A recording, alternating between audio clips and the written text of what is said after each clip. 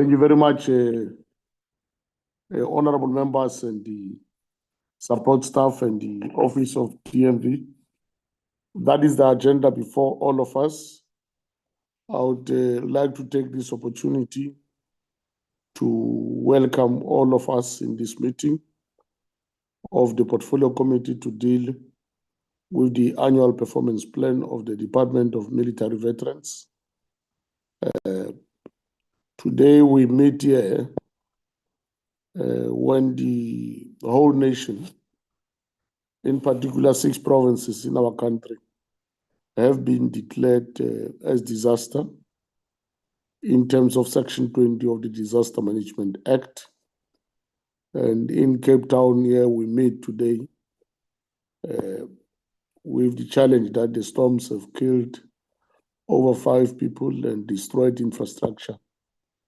And there are areas like Harlem, which bridges have been swiped off by the rains and people can't link with the other parts of the country. We hope that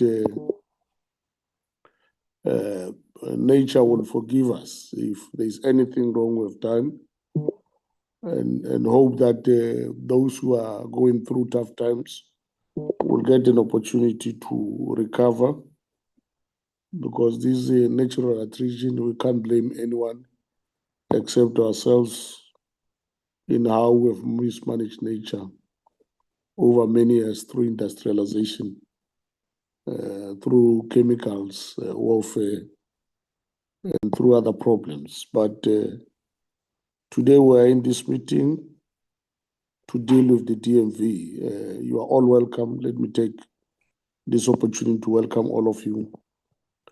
I would request, before we adopt the agenda, to work on apologies to check whether do we form a quorum before we ask members to adopt the agenda.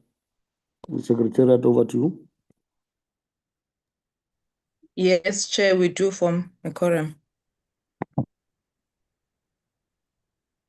Okay, we can. May I proceed with the apologies? Yes. Thank you, Chair. We've received an apology from the Honorable Minister, who has been requested by the President to represent him, the country, at the inauguration of the President-elect of the Republic of Uganda. We've also received an apology from the Honorable Deputy Minister, Major General Olomisa, who is at the King Inza Kakauta commemoration as a speaker. We've also received 2 apologies from our committee members, Honorable Nontenja and Honorable Tsebekul. Thank you, Chair. Thank you very much.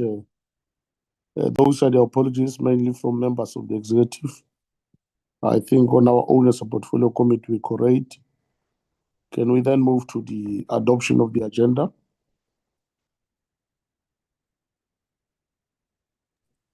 Chair, I've raised my hand. All right, Honorable Kanyals and Honorable Munyai. Thank you, Chair. I've raised my hand to propose that we adopt the agenda, but I think although the apologies that we've received from the Minister and the Deputy Minister seems to be reasonable, one has to express one's disappointment that they're not here. The Department of Military Veterans is in crisis and should really receive all the possible attention, also from the executive. But I herewith propose that we adopt the agenda nonetheless. Thank you, Chair. Thank you very much, Honorable Niehaus. Honorable Munyai.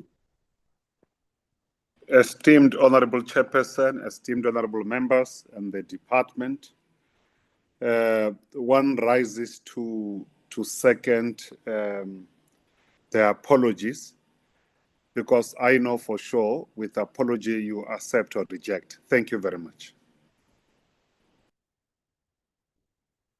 Thank you very much, honorable members.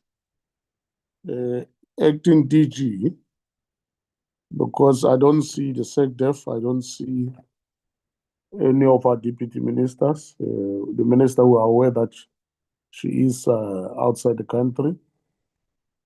Can we ask the leader of the delegation to bring an overview and allow those who present to do so?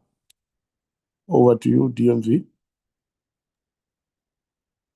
Thank you very much, Honorable Chair, and good afternoon to honorable members. Honorable Chair, the DMV will be presenting the 2026-27 Annual Performance Plan. But we do want to bring to the attention of the Portfolio Committee that as we are to present on our APP, the department is faced with funding challenges. Just to indicate, Honorable Chair, that in the last financial year, just on the benefit of pension, in September, we could not disburse because the money was exhausted. And we had to do internal shifting environments for us to be able to pay up to the end of the financial year. That situation has not improved, Chair. We remain challenged, and it might present a challenge of meeting our obligations as a department. The areas that we are highly challenged is the pension benefit, education support, and the healthcare. Chair, we also want to indicate as a department that as we are having this new APP, we still are faced with critical positions that are not yet filled. We still don't have legal, human resources, DDGs are not yet there. It is a discussion that the department continues to have with the Department of Public Service and Administration. The minister is aware, and I think as the portfolio committee has been also hammering us about filling of vacant funded posts, but we do want to bring to the attention of the portfolio committee. We also want to indicate, Chair, that unlike any other department, DMV is politically charged in the sense that you have military veterans who are our stakeholders that are at times forcing matters to an extent of wanting to co-administer in the department. I'll make an example. For instance, yesterday there was a military veteran who was demanding that we provide him with a letter that goes to the bank, and we use the department as a collateral. So we are faced with different challenges.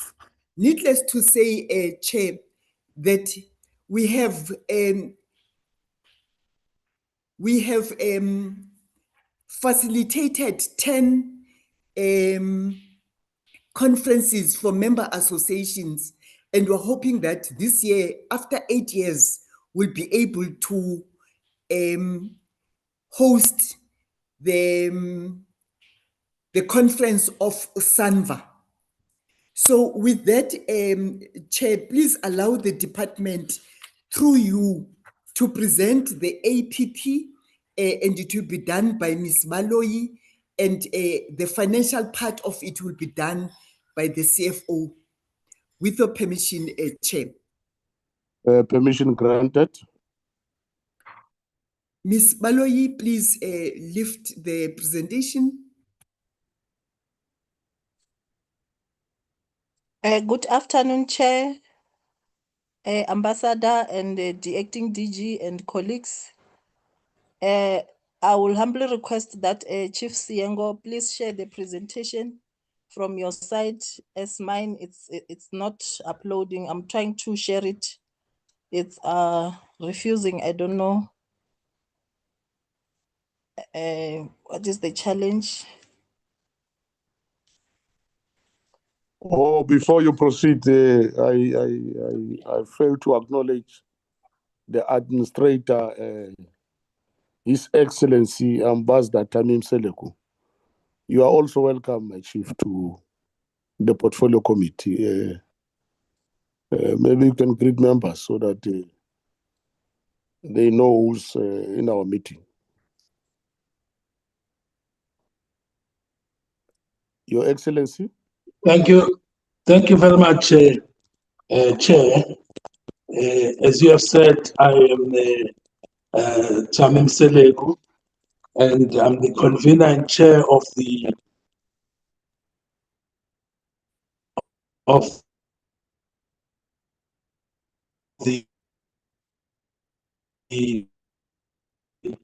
transversal ministerial MV to outlined by the Director General, but also acting as an advisor to the Minister at the moment.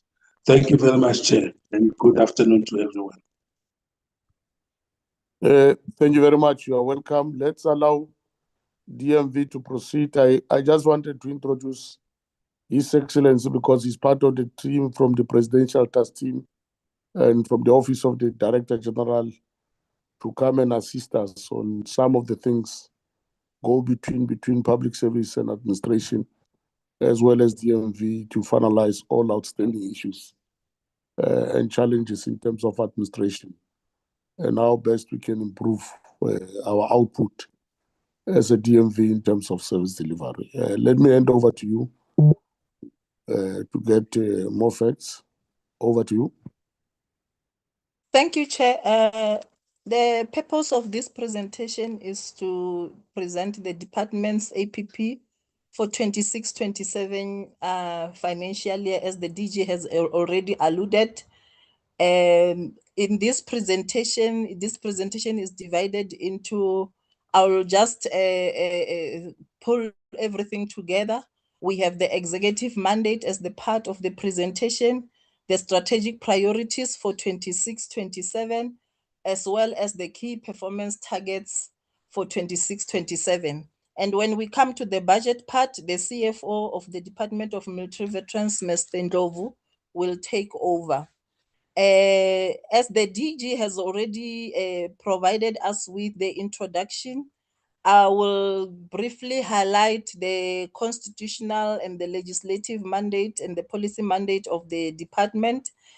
Chief, you can move next to the next slide. As we all know, I take this this presentation has been read by all members. I will not dwell on each and every slide point by point. I'll just provide the high-level issues on this presentation. We are still mandated by the Military Veterans Act 18 of 2011, which gives us guidance in terms of managing the military veterans affairs. As well, we are implementing our programs based on the Military Veterans Benefits Regulation of 2014. Next slide, Chief. According to our act, these are the list of benefits that we are providing as a department. We all know that we have 11 benefits as outlined in Section 5(1) of the Military Veterans Act. Next slide, Chief. We have statutory bodies in our department. We have the Appeals Board, as well as the Advisory Council and SAMVA. These are the bodies that works with the minister. Sorry, Chair, I see you raising a hand. No, it's a legacy hand. It's okay. You can proceed. Okay, thank you, Chair. The Appeals Board ensures that there is fair and just determination on military veterans' rights, and the Advisory Council advise in terms of policy and regulatory issues. And the SAMVA is making sure that military veterans community is united. These are the policies and strategies that the department will be implementing in the 5-year period as outlined in our strategic plan. I will not read them one by one.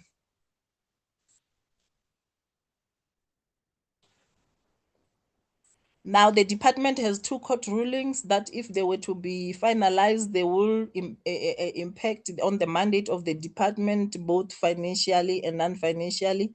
We have the Mestepetse ruling and versus the military veterans, Minister of Military Veterans, as well as the ZIL matter versus the Minister of Military Veterans, Defense and Military Veterans.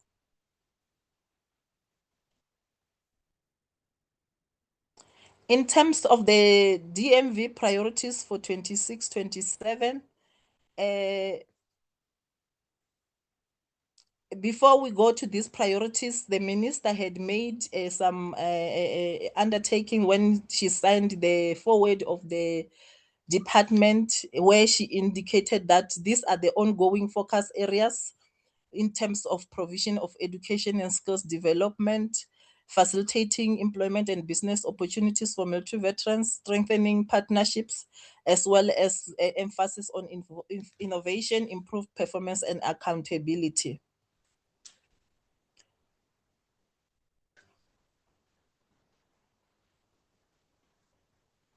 The minister has already indicated that there is a transversal ministerial task team which has been established.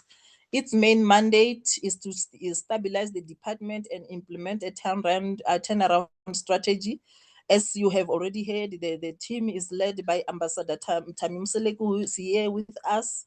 And the key roles that the TMTT had to play is to engage stakeholders, facilitate review of legislation process, provide technical support, act as an escalation mechanism, as well as supporting the presidential technical task team.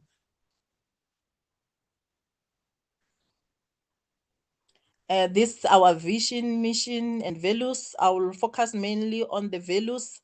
We are saying, despite the challenges that have been raised by the acting director general in her opening statement, we will continue to be empathetic towards military veterans. We will treat them with mutual respect, integrity, honor, and accountability.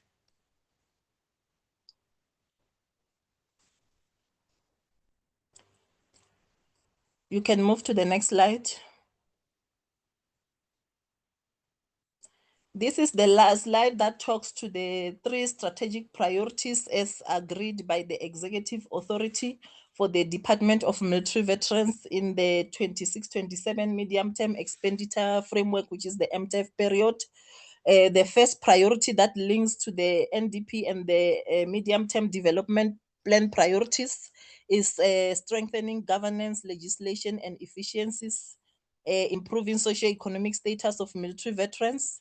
The third one being the economic, ensuring that military veterans are exposed to economic opportunities that are available as provided. Next slide, Chief. Next slide. This our selected performance indicators as outlined in the estimate of national expenditure.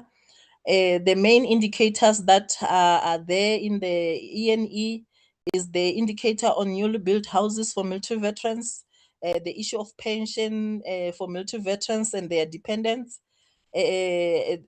access to healthcare for military veterans, as well as bursaries provided to military veterans and their dependents. And in 2026-27, we are committing as a department that even if we are facing funding challenges, we're still going to implement these benefits accordingly. And we have revised the measurement of some of our indicators. We have put them in percentage to improve efficiencies in terms of delivering services to the military veterans. Next slide, Chief. In the coming few slides, the slide will talk to the specific targets that will be delivered in the upcoming medium-term expenditure framework period.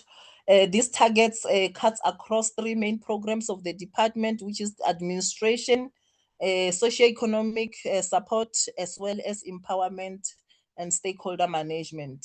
I'm not going to dwell on indicator by indicator. I'll just indicate the high-level indicators looking at what each program is mainly about. You have seen in the previous slide, we have talked about priority 1 of the minister, which is strengthening governance. And we are saying in program 1, to ensure that we have strengthened our governance, we will see that when we achieve an unqualified audit opinion during the current auditing period, as well as ensuring that our invoices, which are legitimate, are paid within 30 days. And we are saying 100% of those will be paid. And in terms of in information technology and innovation, we are saying we are going to implement 100% of our ICT strategy. And in this financial year as well, we have an approved research agenda 2030, where we will be providing a review, a report in terms of the implementation of this agenda, research agenda 2030. This slide talks mainly about our annual and quarterly targets. Some of the targets, if you check, like the unqualified audit outcome, it's going to be reported only in Q2, because that is where the opinion we are issued with the opinion as a department. Hence, you see in other quarters there are no targets. The same applies to all other targets, where there are no other targets on the quarterly on each quarter, where you find, like in PPI 104 and 105, we are only reporting on the fourth quarter. So those ones will be reported in that quarter to ensure that we report them holistically. Next slide, Chief. And in terms of priority 2, which is improved socioeconomic status of military veterans, many of the benefits are in program 2, where we talk of housing, newly built houses for eligible military veterans, where we are saying will provide 150. Where we are saying in terms of pension, we're gonna provide ensure that 5,000 military veterans and dependents are given pension in terms of 100% maintenance of access to healthcare for military veterans, and then as well as education to improve the socioeconomic status, where we're saying we'll provide 3,500 bursaries for military veterans and their dependents. Next slide, Chief. Next slide.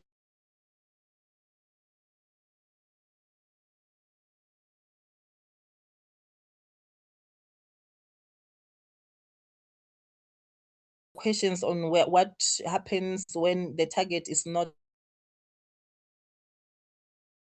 alluded. We are measuring these targets at that quarter, because that is where the delivery will take place.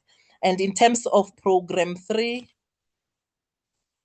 our main indicators there, we are talking about memorial lectures, ensuring that military veterans lives are celebrated and recorded.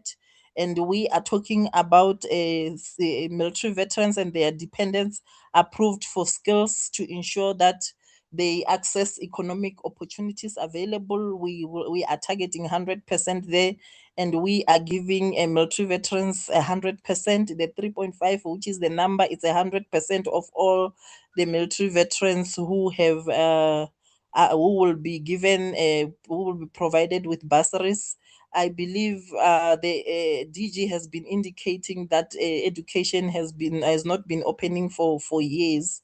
I think for 2 years. So we are saying we will cater for all the 100% that are being serviced currently. And we also have the indicator on next slide, Chief, on the facilitation of employment for military veterans, so that those who qualify for being assisted to access employment placement opportunity are given that opportunity. And then we are going to have agreements with the various departments and entities in the 26-27 financial year, as well as we will continue supporting families of military veterans with burial support, and all families which comes to the department will be provided with burial support. Next slide, Chief. Yes, and also this one just talks to the annual and the quarterly targets. I will not dwell much on each. It's just to say on each quarter what we will be providing, what our targets on each quarter.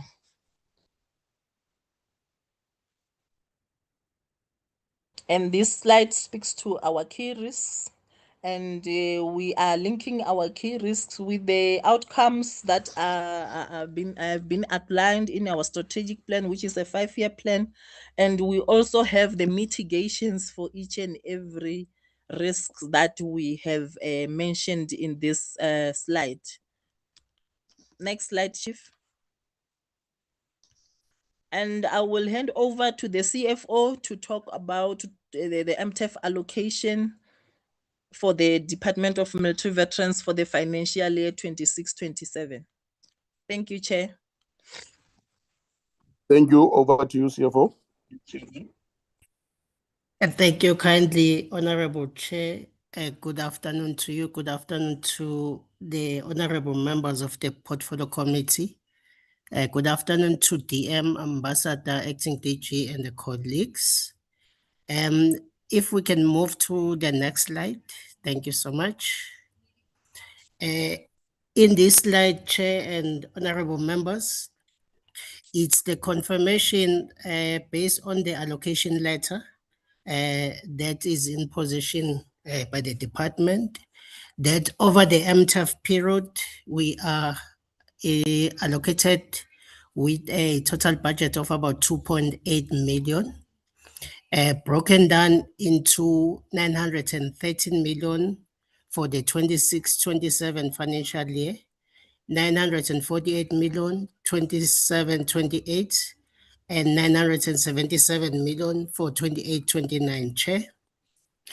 But in the allocation letter, it also confirmed that for all government departments, there was a slight reduction for the Department of Military Veterans over the MTEF. It amounted to 33 million, of which 3.5 was in 26-27, 8 million in 27-28, and 21 in 28-29. These reductions, Chair, were due to improved inflationary estimates versus what was in the original budget guidelines when they were issued by National Treasury. And hence then there were these reductions. Just to confirm, Chair, in the allocation letter, Treasury will on a year-to-year basis also then single out how much is allocated to each department for the compensation of employees.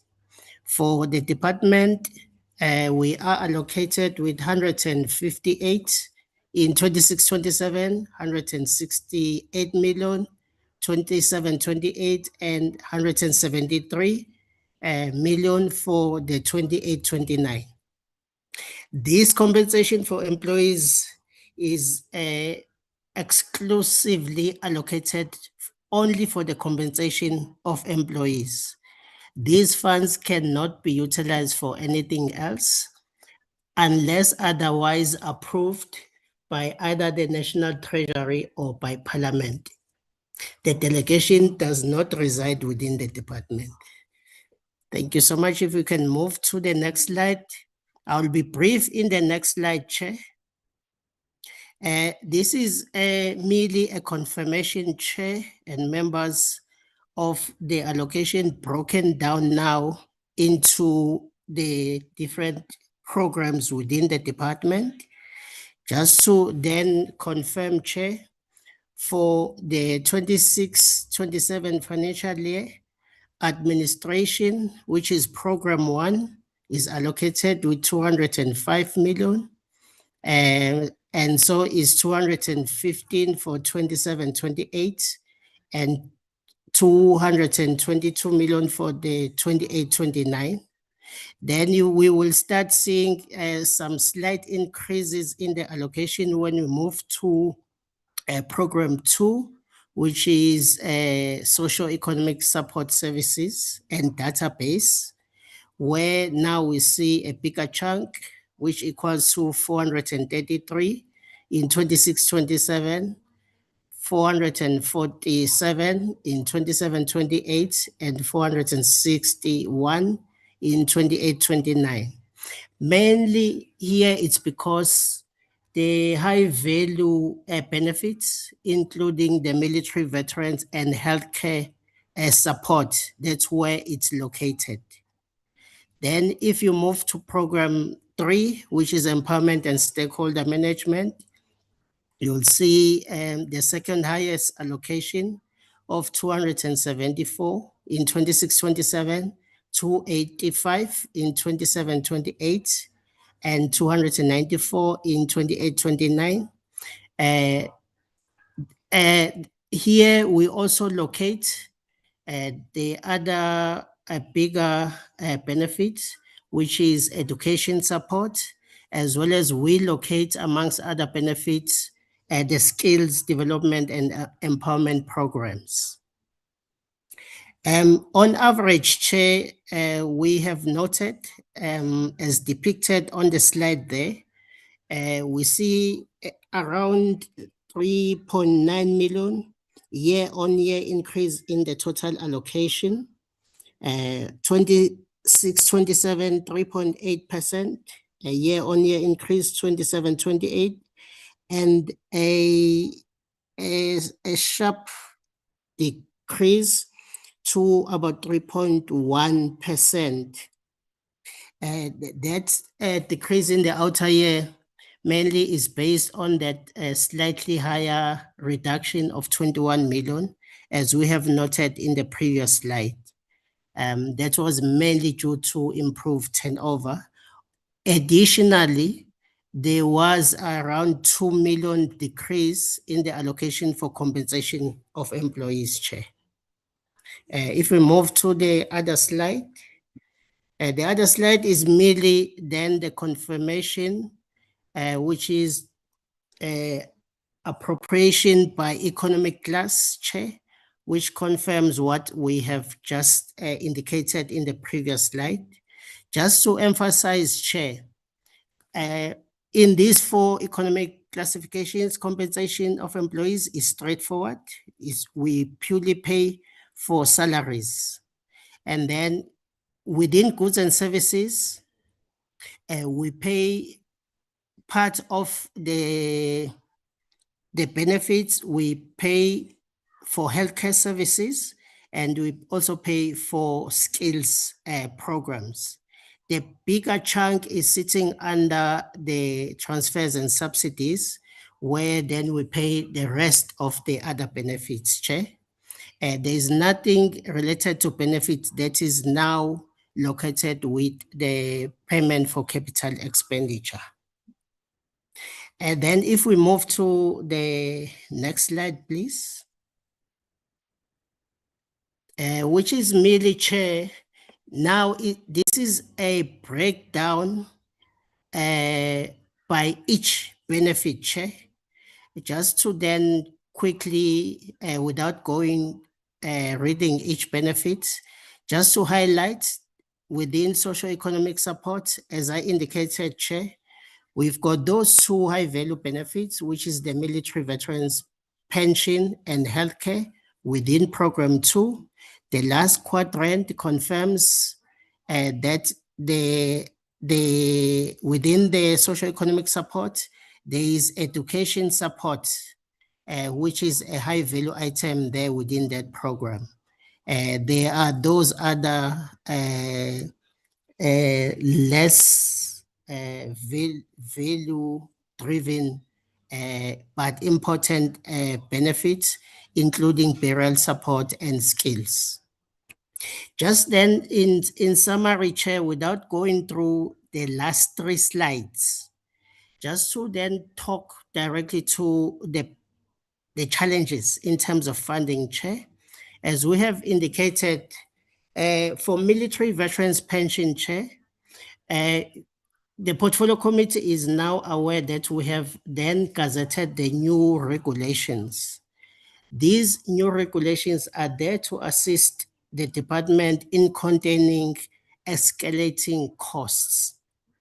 This will then be achieved through the application of the strict means test, Chair. JIPA is assisting us then to process all remaining applications using the means test as per the new regulation. Then, as the accounting officer has indicated, we have a huge budget shortfall here, Chair and members. Then, once JIPA has processed all the applications, we will then, using the final numbers, cost the financial implication per each year, so that then we expedite the engagement with National Treasury through the TMTT, as it was indicated earlier, as a nodal point for escalations, so that this matter of funding is then resolved, and then all payments are now paid, Chair. So we hope to have this finalized. We've put 30 September there, but we hope to achieve it earlier than that date, Chair. Then if we move to the next slide. The challenge with healthcare, Chair, it's not that healthcare is expensive. Probably what has caused cost pressure is the service delivery model, because at the moment we are only restricted to the SAMS model, which then is open-ended. It is not capped. Anyone can receive any benefit any day, anytime, without applying a threshold.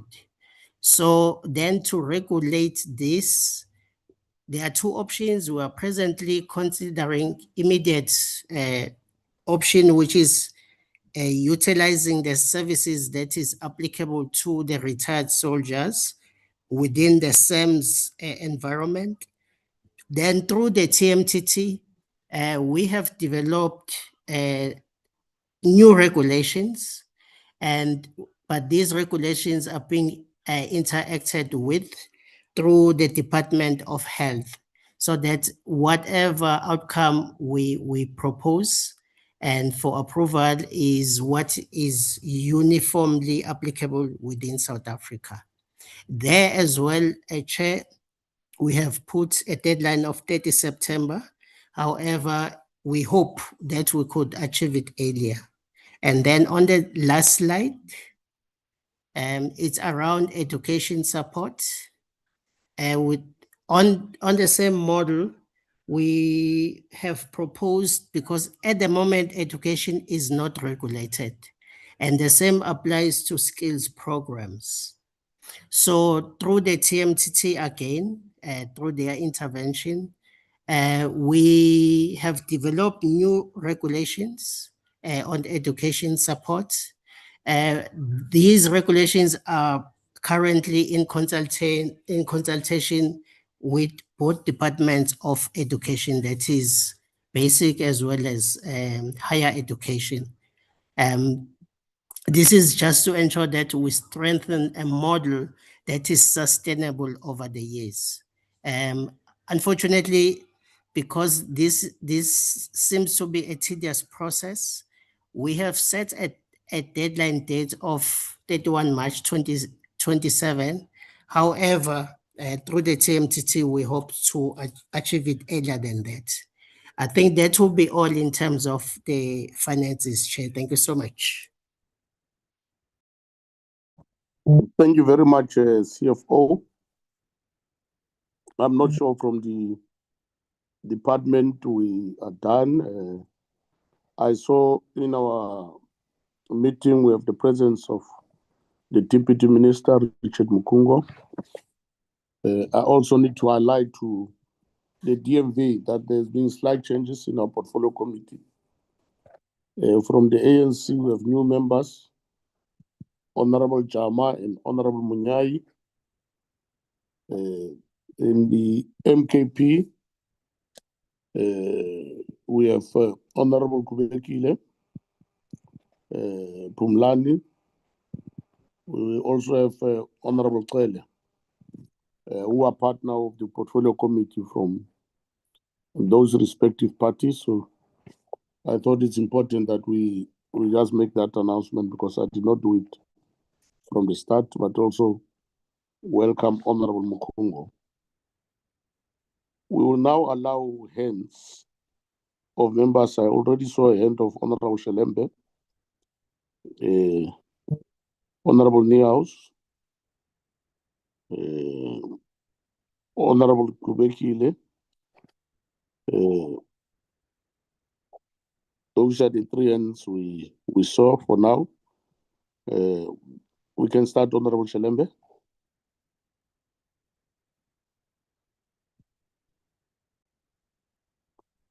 Honorable Hatting, you will follow number 4. Honorable Shelembe. Thank you very much, Chairperson. And also, thanks to Ms. Baloyi for the presentation. Chair, let me start with what was said by the Acting Director General, Ms. Mahu.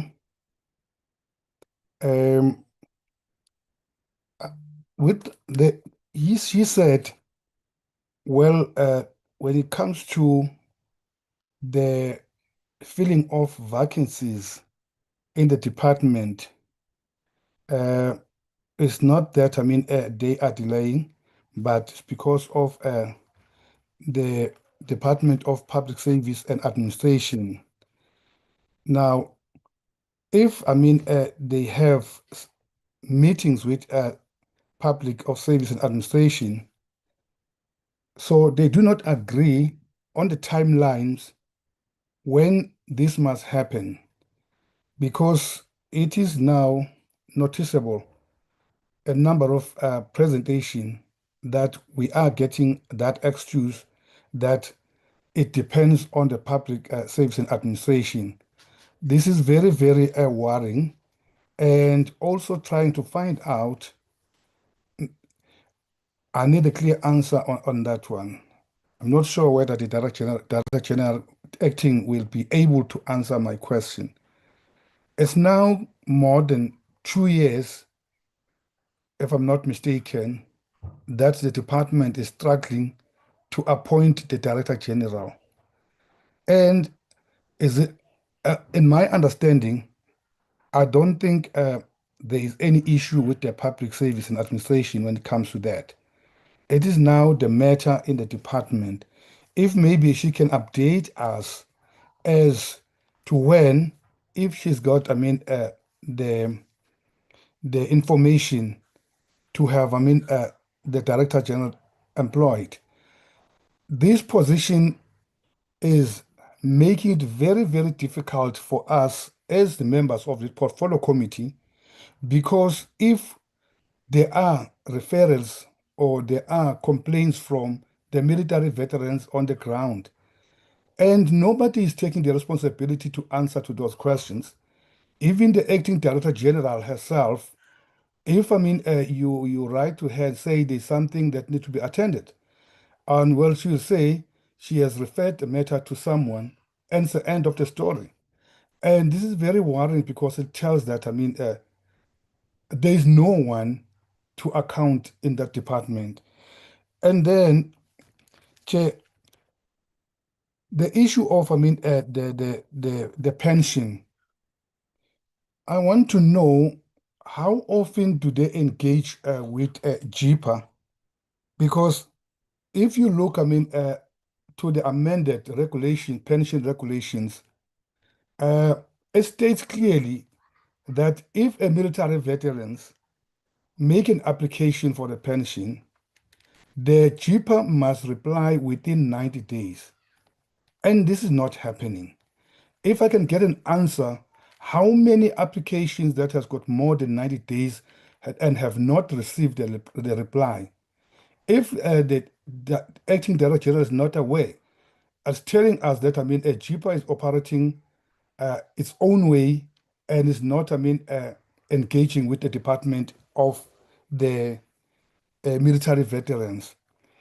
These are the very, very burning issues because, well, we can talk about early pension, we can talk about benefits, we can talk about the budget, we can say anything, all the allocation, but the problem we have, the portfolio committee is struggling and we have become like we are useless to the people who voted us, who gave us the mandate to come and represent them. Those who are responsible to ensure is not happening. I would appreciate maybe on those one, I can't even dwell much on the issue of this allocating so much. But I'm worried about the military veterans have been struggling for more than 15 years.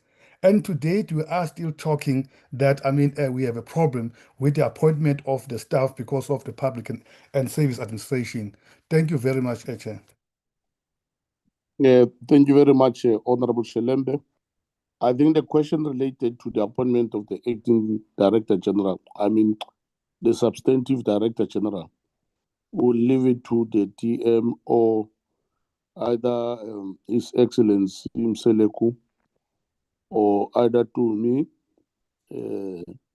Mutumi, so that we get to know how far is the process, because the last time Honorable DM gave us a briefing that they've re-advertised. I'm not sure how far they, but let me allow, so that I just wanted to avoid a conflict of interest where the acting director general answer on the appointment of a substantive director general, and maybe she's one of the applicants. We don't have information, so I would not want her to be compromised. Can we get to Honorable Niehaus? Thank you, Honorable Chair, and let me thank the Department of Military Veterans for this presentation of the annual performance plan and also the budget.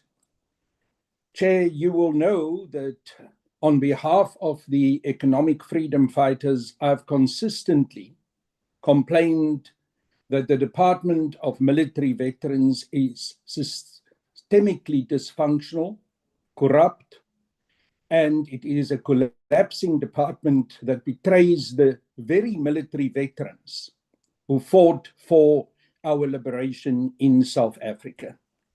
Now, I'm afraid that the presentation that we received today simply confirms what I've said in the past. This is not improvement. This is not consolidation. It continues to be managed decline and a deliberate abandonment of military veterans.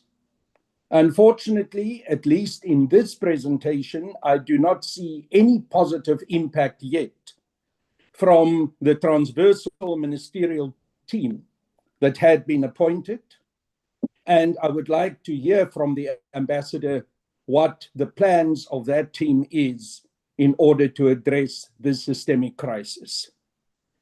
There are very little positive in this presentation, but at least, and I give the acting director general credit for being honest about this, she openly admits its main challenges: unfulfilled top management posts, insufficient personnel structures, organizational culture problems, inadequate funding, especially pensions, education, and healthcare. And this is very disconcerting, and I will return to it a little bit later. And uncertainty about the department's future reconfiguration, discussion with NT and DPSA. Transparency on problems is rare, and when transparency does take place, it must be noted. So thank you for that. The nominal budget increase of 34.3 million, which is 3.9%, to 912.8 million. Chair, whoever is unmuted, can they please mute? As I said, the nominal budget increased to 912.8 million, and some growth in Program 3, which is Empowerment and Skills. These are the nominal positives that I can take from this presentation. However, Chair, these positives are overwhelmed by the evidence of failure, because there are serious indications of deepening dysfunctionality. First, there is the budget reallocation away from veterans. When we look at Program 2, which is socio-economic support, housing, pensions, healthcare, and counseling, it is cut by 39.4 million. Transfers and subsidies to households drop by 28.4 million. But in the meantime, Program 1 administration explodes with 17.19 increase, which is a real 13.34%, with compensation of employees rising by 18.73% to a whopping 158.5 million, and management sub-programs are up to 44.78 million. Evidently, Chair, bureaucrats are being prioritized over veterans. Then there's the deliberate obfuscation of failure through percentage-based indicators. I don't understand why the Department of Military Veterans has shifted from absolute numbers, like, for example, 250 houses in 25-26, to a vague 100% of completed houses allocated. This only hides the collapse. The previous APP projected 900 houses over the NTEF.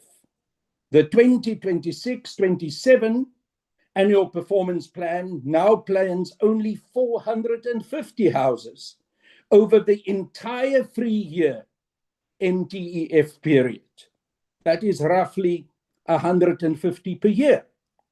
The presentation lists housing as a policy, but sadly, it provides no credible delivery plan. Then there's the continuing disaster of the database and the beneficiary reduction. Verification and strict means testing are openly expected to reduce, and that is why this means testing is taking place, the number of pension beneficiaries, regardless on whether those veterans who have applied truly deserve to get the pensions. And in the meantime, the database remains incomplete.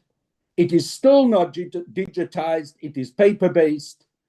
It is the same crises that we in the economic freedom fighters have now highlighted for many, many years. And then, of course, Chair, the leadership vacuum and the human resources disaster. My colleague has already pointed out that the Director General's post was vacant since December 2024. Acting DG Mafu remains despite many allegations against her. The presentation and, as I've said, also the honesty from her in her introduction itself lists unfulfilled top management posts and insufficient personnel structures as some of the core challenges. 87 new posts are being created, and yet, on the other hand, senior vacancies persist.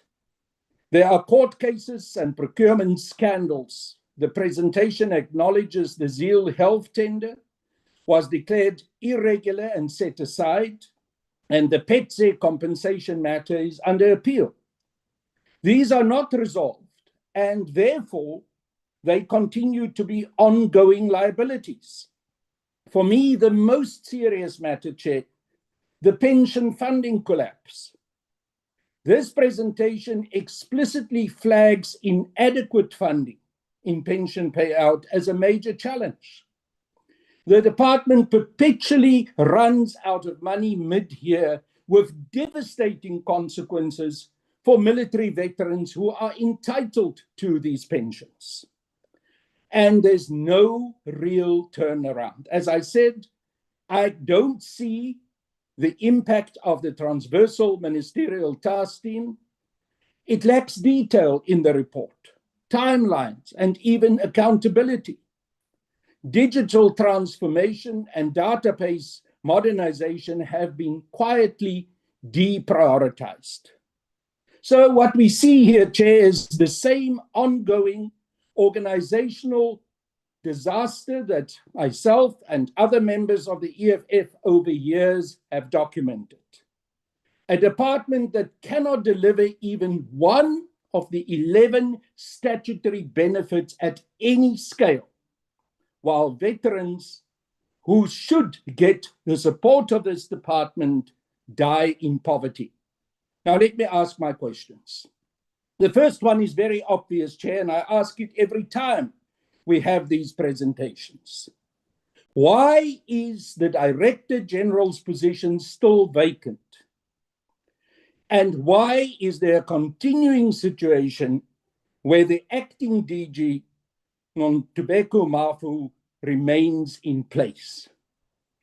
My second question, how does the minister justify slashing Program 2, which is critical socio-economic support of all things, by 39.4 million, which is a decrease of 11.35%, while there's an increase in administration and official salaries by millions?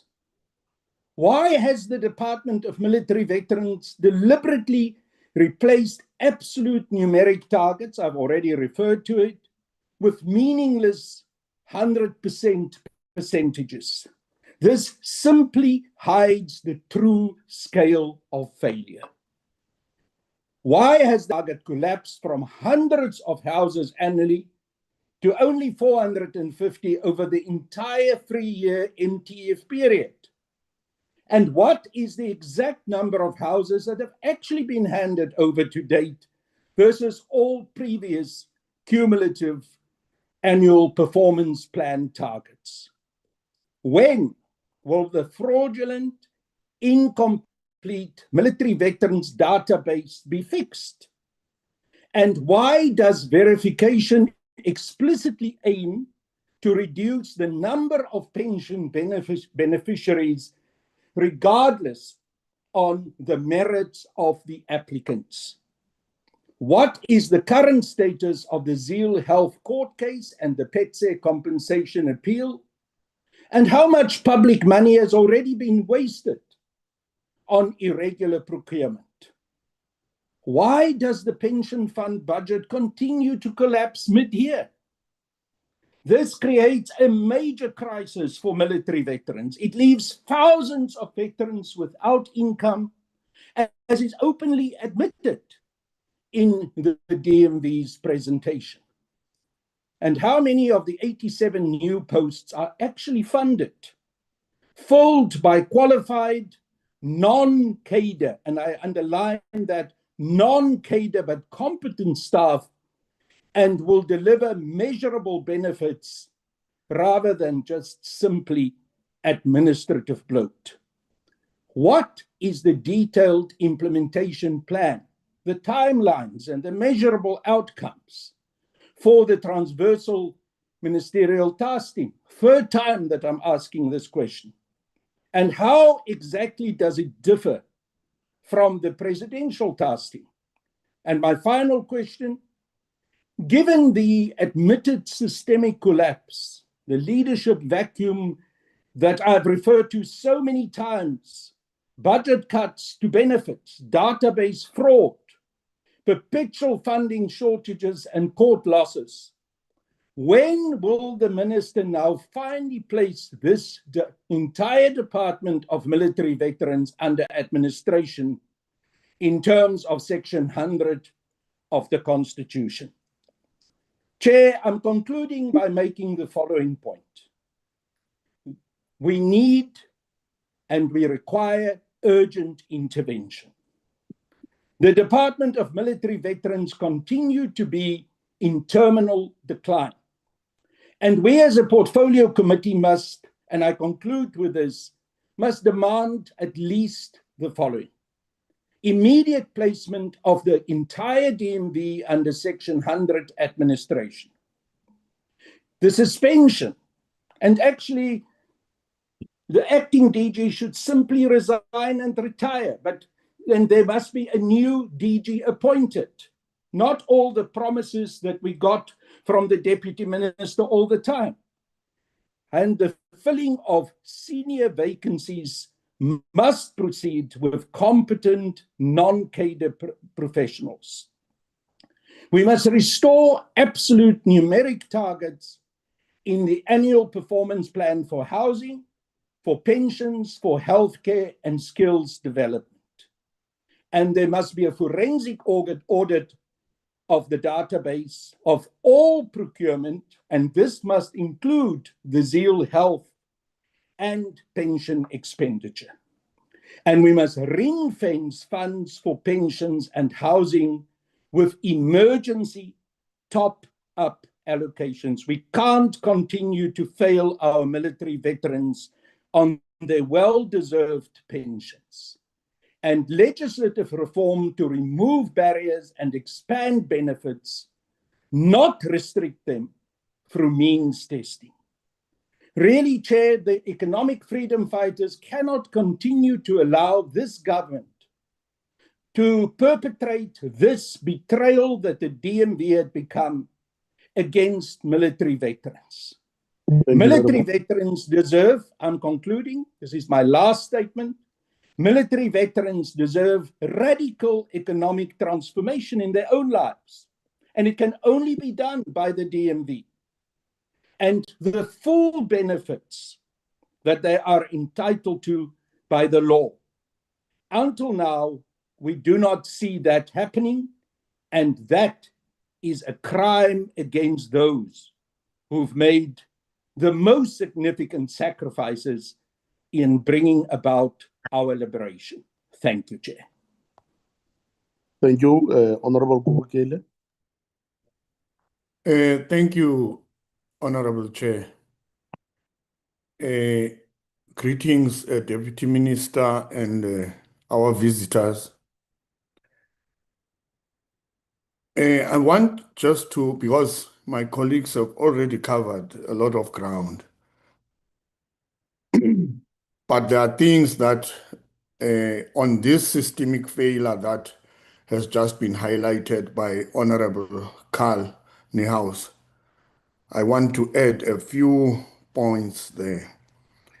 You know, what I see at the DMV, the challenge, it's not just about the staff shortages.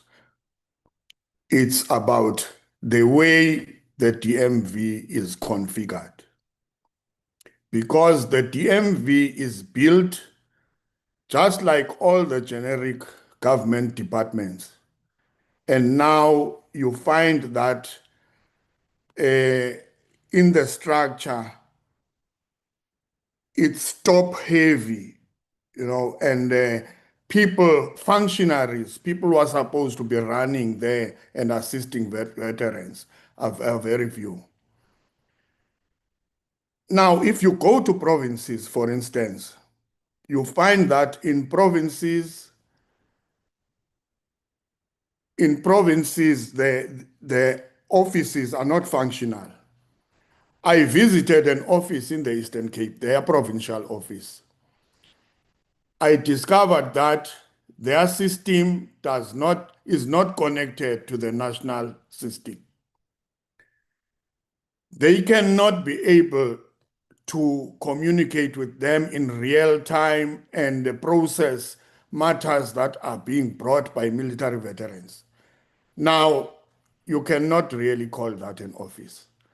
So what the DMV needs is a total overhaul where the provinces become functional, because if you speak of military veterans, they are not based at the head office.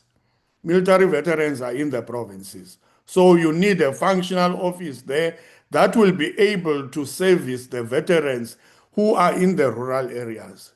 Remember, the military veterans, not all of them became generals and chief directors, etc.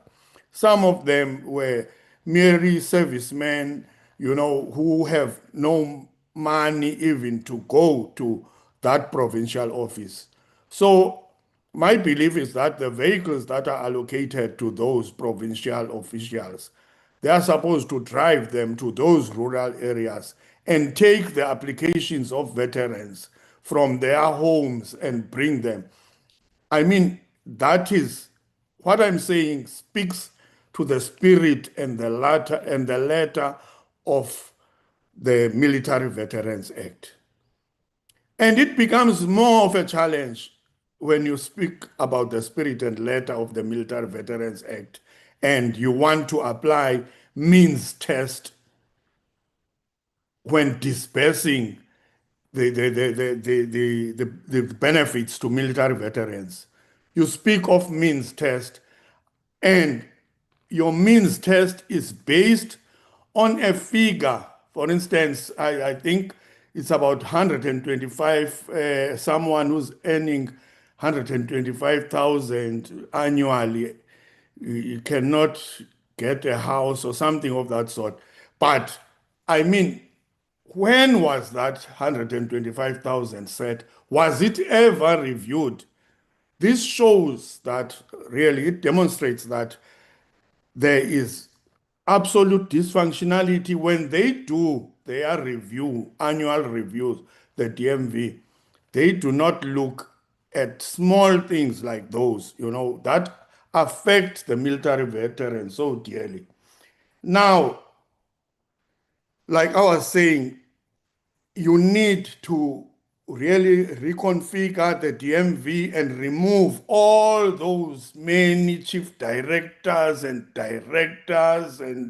everything, but you have people who can be able to assist military veterans.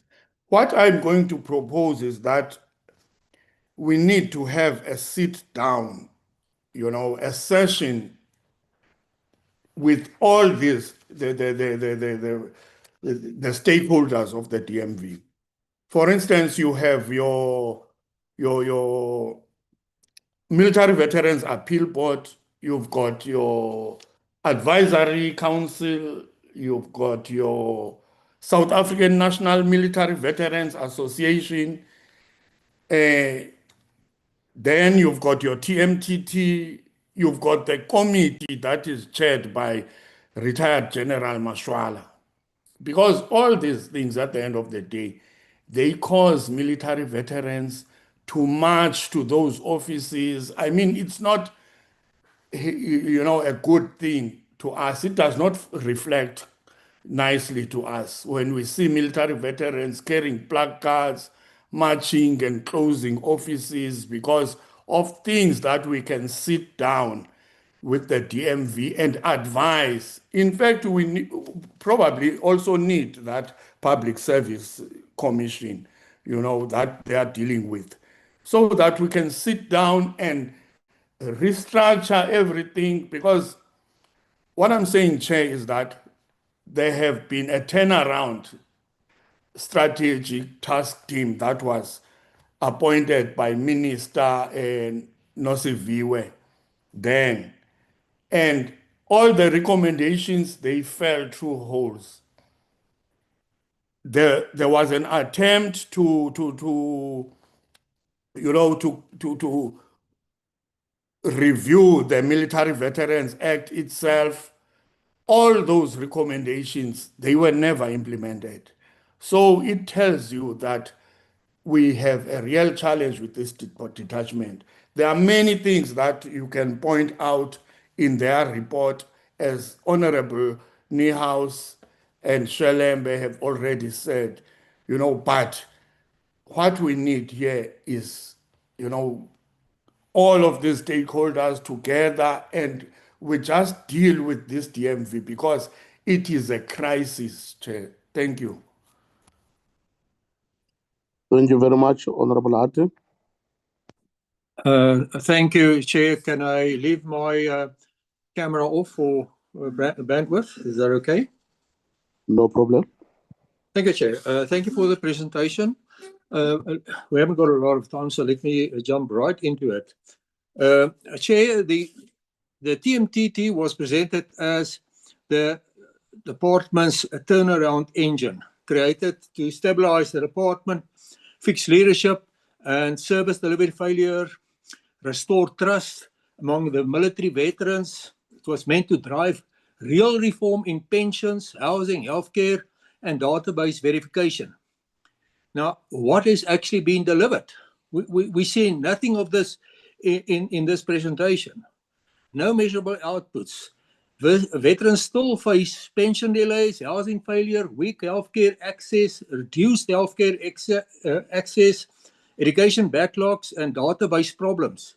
There's no real and clear results. So TMT risks becoming just another layer of administration rather than a solution for our suffering veterans out there.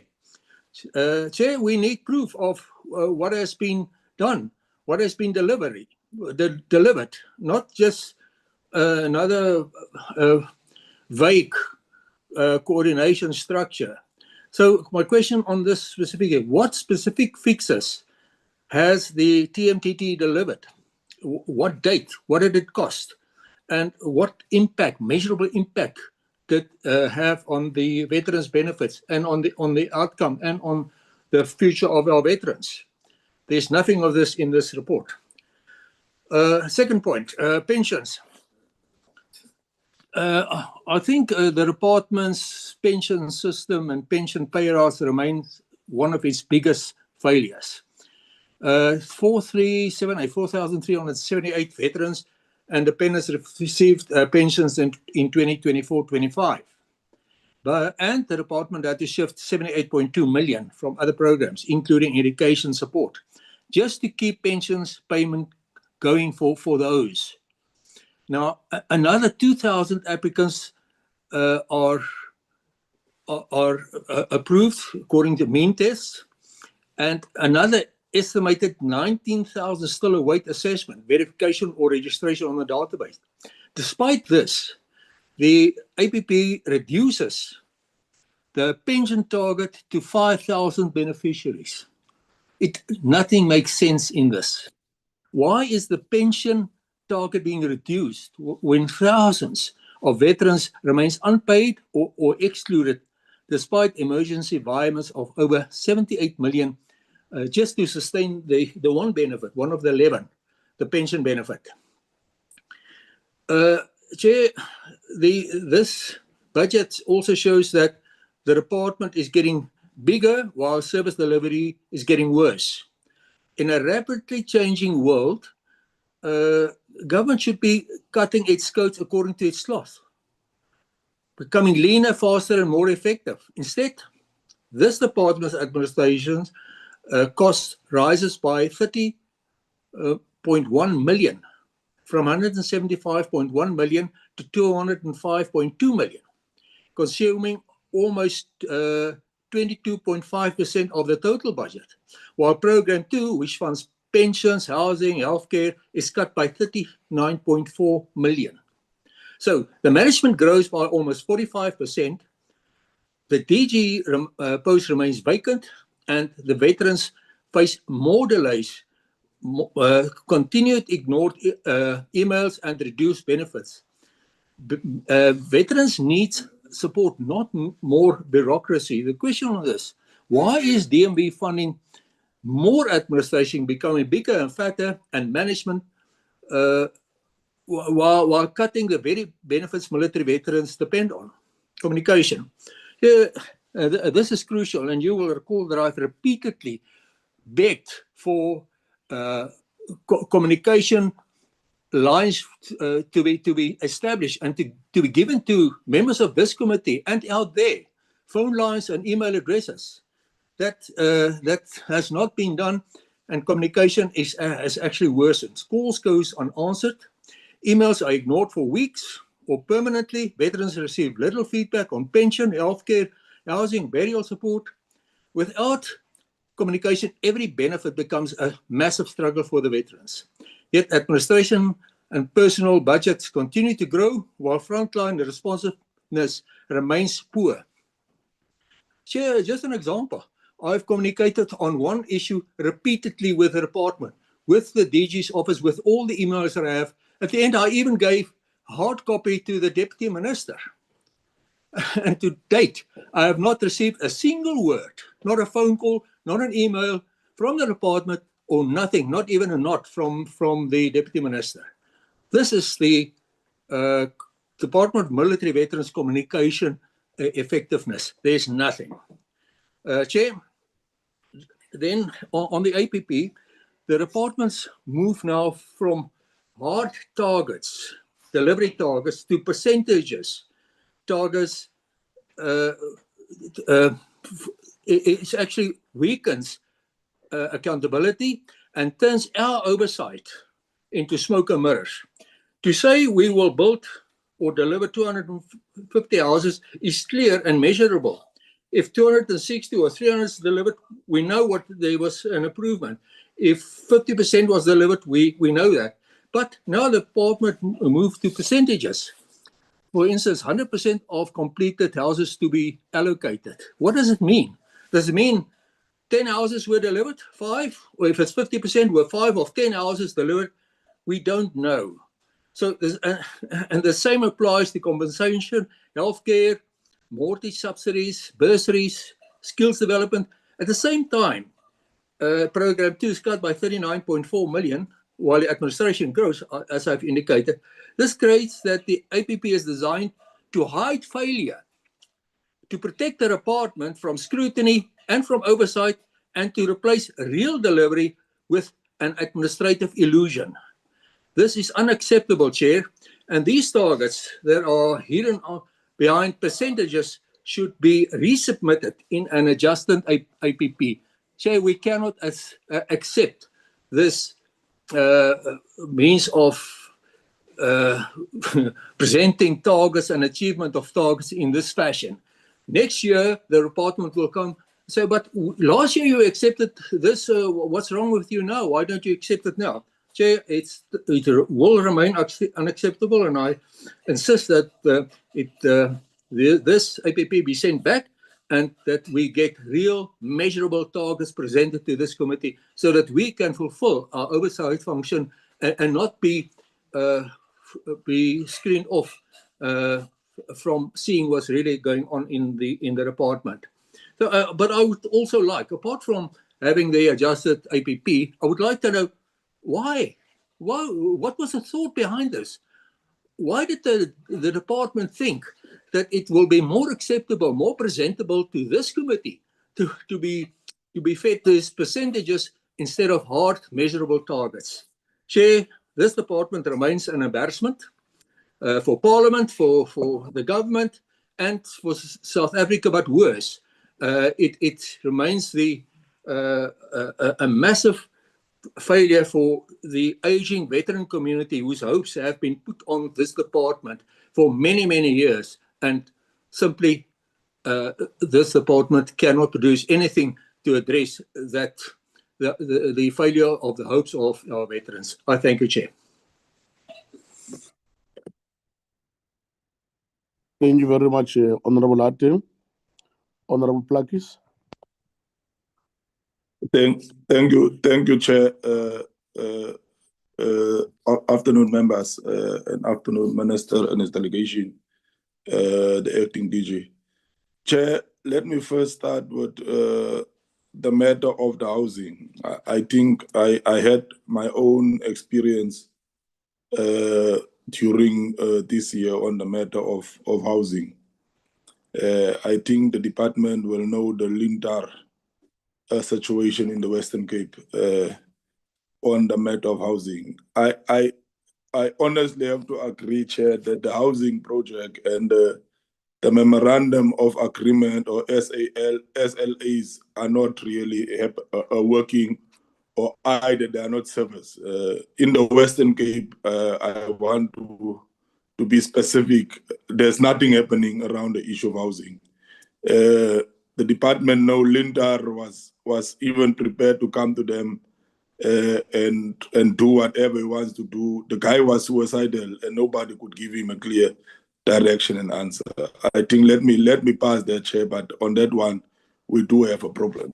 I think on the APP's, Chair, and I think let me stick to that as I want to welcome the report, and I just want to have a few questions on it. On the issue of the bursaries for veterans and the dependents, are we thinking of expanding it to the rural areas, and how are you doing it, DG? Because I know there's serious problems with the disparities amongst rural and urban on this issue of bursary allocation. That's one of my first questions. Secondly, Chair, on the issue of the health coverage and the health care for our veterans, in light with the national health insurance that is going to be implemented, how do the department see themselves making sure that they are linking their own medical program to that and make sure that our veterans can easily and have a seamless access to private and public facilities, especially the chronic and elderly veterans. That is one of my worries on the healthcare access, Chair. On the issue of economic empowerment, as the department is one of the departments that is doing and rendering services, especially to our veterans. Have they begin to extend a hand to the or set aside some of the APP and infrastructure projects to the veterans, business owned by veterans, and also how do they incorporate the national and work together with the National Youth Service Program. On the issue of housing, I've raised already, Chair. Mine is there's a serious problem with it. Worse in my province, the Western Cape. And how do we, the department, what the representation of our veterans and those who have died in exile?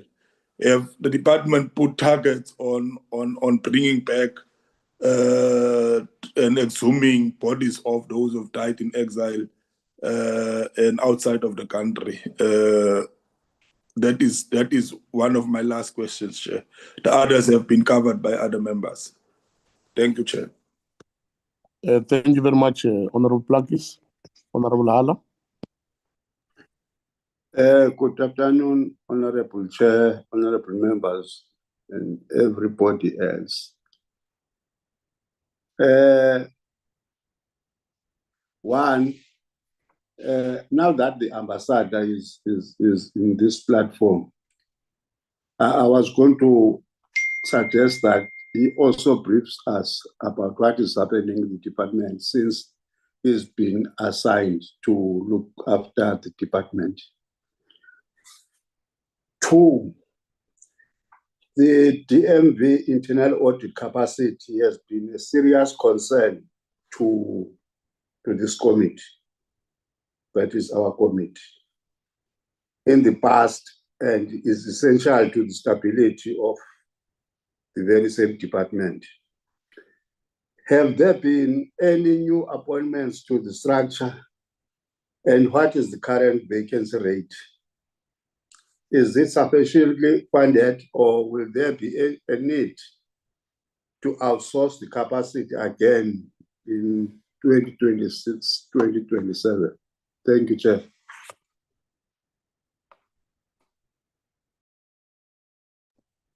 Thank you very much, Honorable Munyai.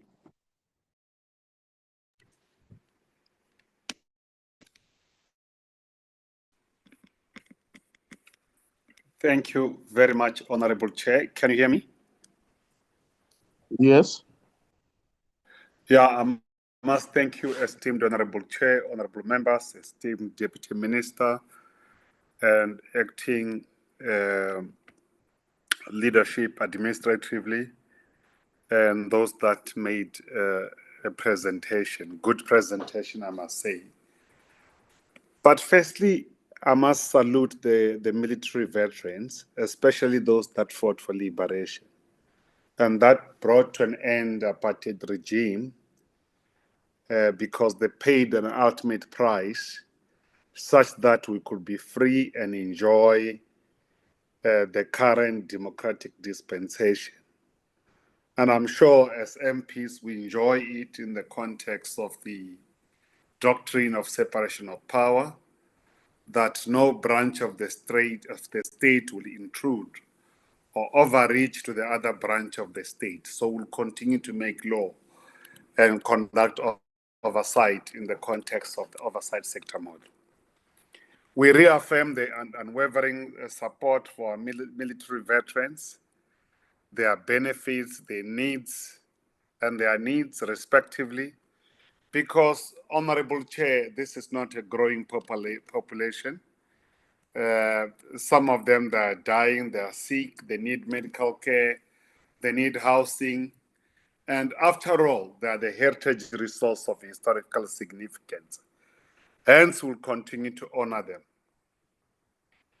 And I think I have no problem with the initial proposal by Honorable Niehaus that we should allow Honorable His Excellency the Ambassador Mseleku to further make some input. I don't have objection to that fact. So he could be allowed, because I'm sure his reflection could help us to cover some areas, some gray areas that could have been identified by honorable members. We also welcome the minister's commitment to fill up the critical funded vacant post. Minister already demonstrated that commitment by appointing the Secretary of Defense when it comes to other areas of their responsibility. And we have no doubt that these critical vacant posts that the presenter would have outlined, they will be filled. I underscore the presentation, Honorable Chair, to say that they will improve on the areas of weaknesses to polish their target to be smart, the APP, strategic APP annual plans, which is APP, and align them with budget such that they are smart, they are specific, they are measurable, so forth and so on, as you know, and further at the end, they must be time bound. That what I observed from or noted or underscored from their presentation.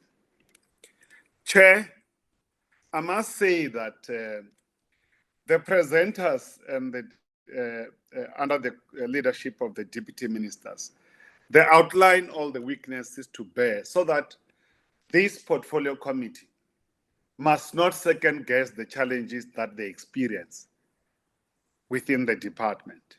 They outline all the challenges, they outline all the progress they're trying to make, but they also underscore that at the core of this challenge is the resources, financial resources that are not endless. So these resources is a key problem that it's required to be able for them to implement their mandate and respond to the needs of our military veterans. The other challenges that they've reflected about is the issues of the database of the military veterans. This area of the database is highly contested because there are those that will claim to be the military veterans. So we are all agreeing that this database must be clean, as practical and urgent as possible, such that the deserving military veterans of all formations must be able to have access to benefit. So the issue of the organizational structure, as outlined by one of the honorable members, and I'm sure is something that may require attention of the department to resolve. But in final analysis, I see the department that's really outward looking by placing these challenges for us to help them to resolve them. Without any other further delay, Chairperson, with respect to budget, I cannot talk more because, as I said, the resources that are there are limited. And we know that the appropriations of resources are not internal matters within the DMV itself, are the matters of Finance Department and the Treasury in this regard. So we must also advocate for more resources so that our military veterans can receive their benefits. And I think I agree with the presentation, both that has been put forward, because I already outlined or flagged the area that they are trying to say that will improve the areas of key performance areas and so on. So let me leave it at that area, Chairperson, and begin to say that perhaps the extra input by Honorable His Excellency the Ambassador may try to share more light or insight and foresight before this portfolio committee. I thank you, Honorable Chair. No, thank you very much, honorable members. I'm sure we are all fully covered in terms of our submissions. Before I give the DMV an opportunity to answer to our questions, I just have to take them just through a memory lane. We have so far approved 2 of their APPs. This year, July, will be 2 years in office as this portfolio committee. When we met with them, it was agreed that Public Service and Administration is not willing to fill vacancies in the DMV because of the problem of the organizational structure. Then it was reported to us as a portfolio committee that the transversal ministerial task team will be established to deal with such problems, because the only post we're told is valid, according to the report of Public Service Administration, was the post of the Director General. Then all posts below that post were supposed to be taken through organizational structure, work study progress, job evaluation, and job grading. That is what was reported to us as a portfolio committee. Secondly was the digitalization and electronification of the database, which until today, 2 years later, but 15 years of the department. 2011 to date is 15 years. Our office term is now going for 2 years as the 7th administration portfolio committee. We still don't have a database. I mean, even China with 1.6 billion people, it can struggle to reorganize its population register or a database of who's in China. We struggle to populate the database of who is a veteran and a deserving veteran in terms of the Act. I mean, something must be problematic with us. In the current database, in the current APP, we are saying 87 new posts.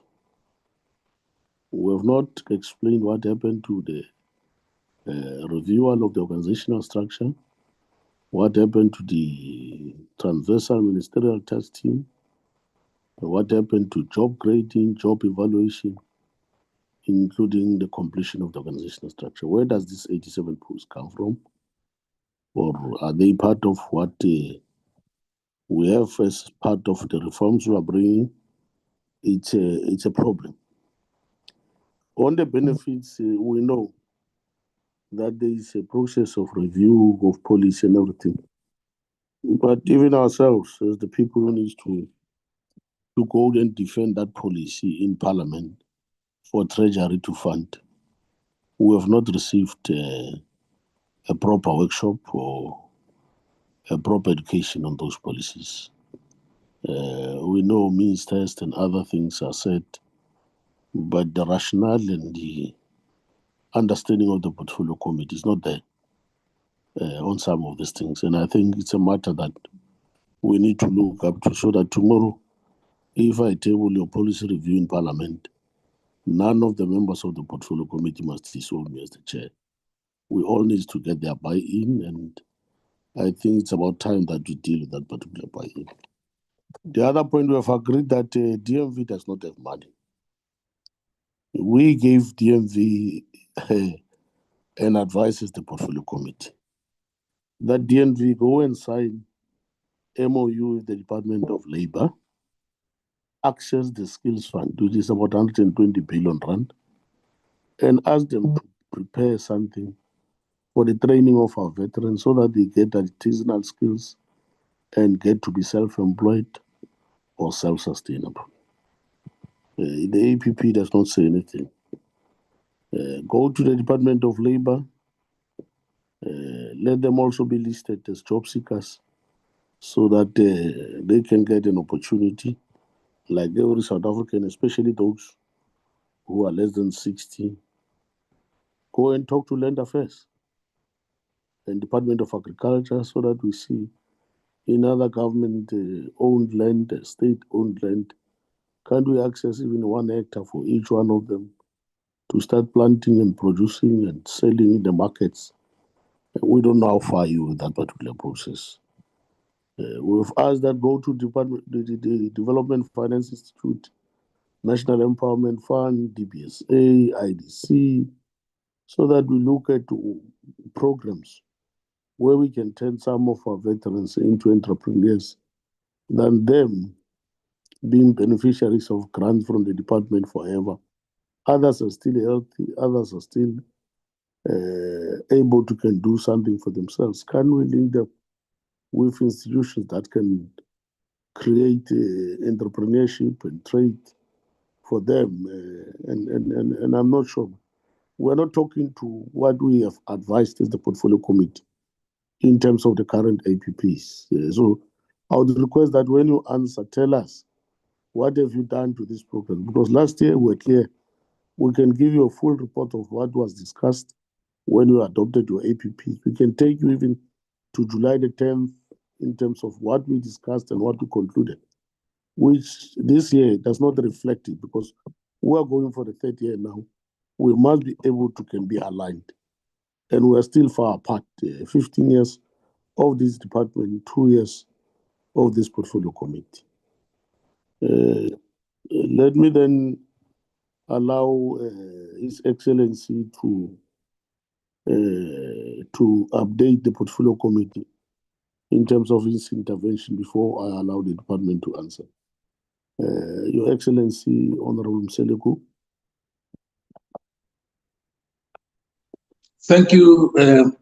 Thank you very much, Chairperson, and thank you to the members of the honorable members of the Portfolio Committee. Greetings to the Deputy Minister and my colleagues.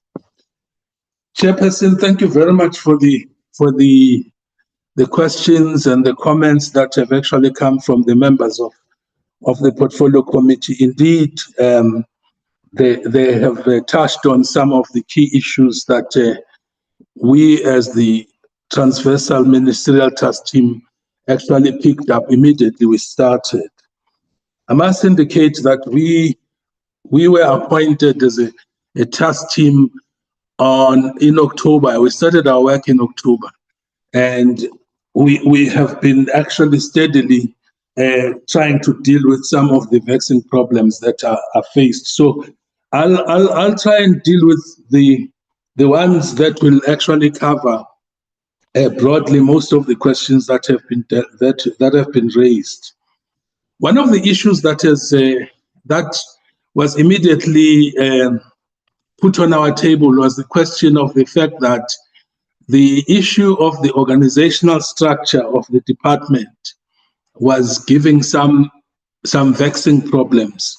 Now, this was based on the interaction between the DPSA and the Department of Military Veterans as per requirements that departments would have to actually submit to the DPSA for approval their organizational structures.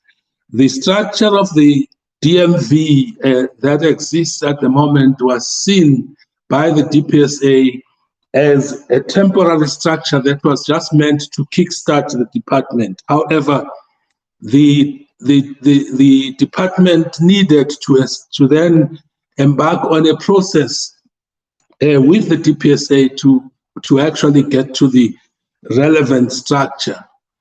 Now, the issue that delayed or actually was causing a problem between the DPSA and the department, we found out was that the model, the service delivery model, as per understanding of the DPSA, would be different slightly from the department's own views of how they would want to deliver the services to the military veterans. Now, that conversation we realize has been taking some time. It's been years, actually, that this conversation, toing and froing, has actually been taking place, to a point where we then actually realize that the first thing that we need to resolve for everything else to fall into place is to have some finality on that question. And what is the question? The DPSA also not only dealing with the DMV, but with the whole area of the reorganization of the state, as per various commentators have commented that government as well as the state is actually bloated in many ways.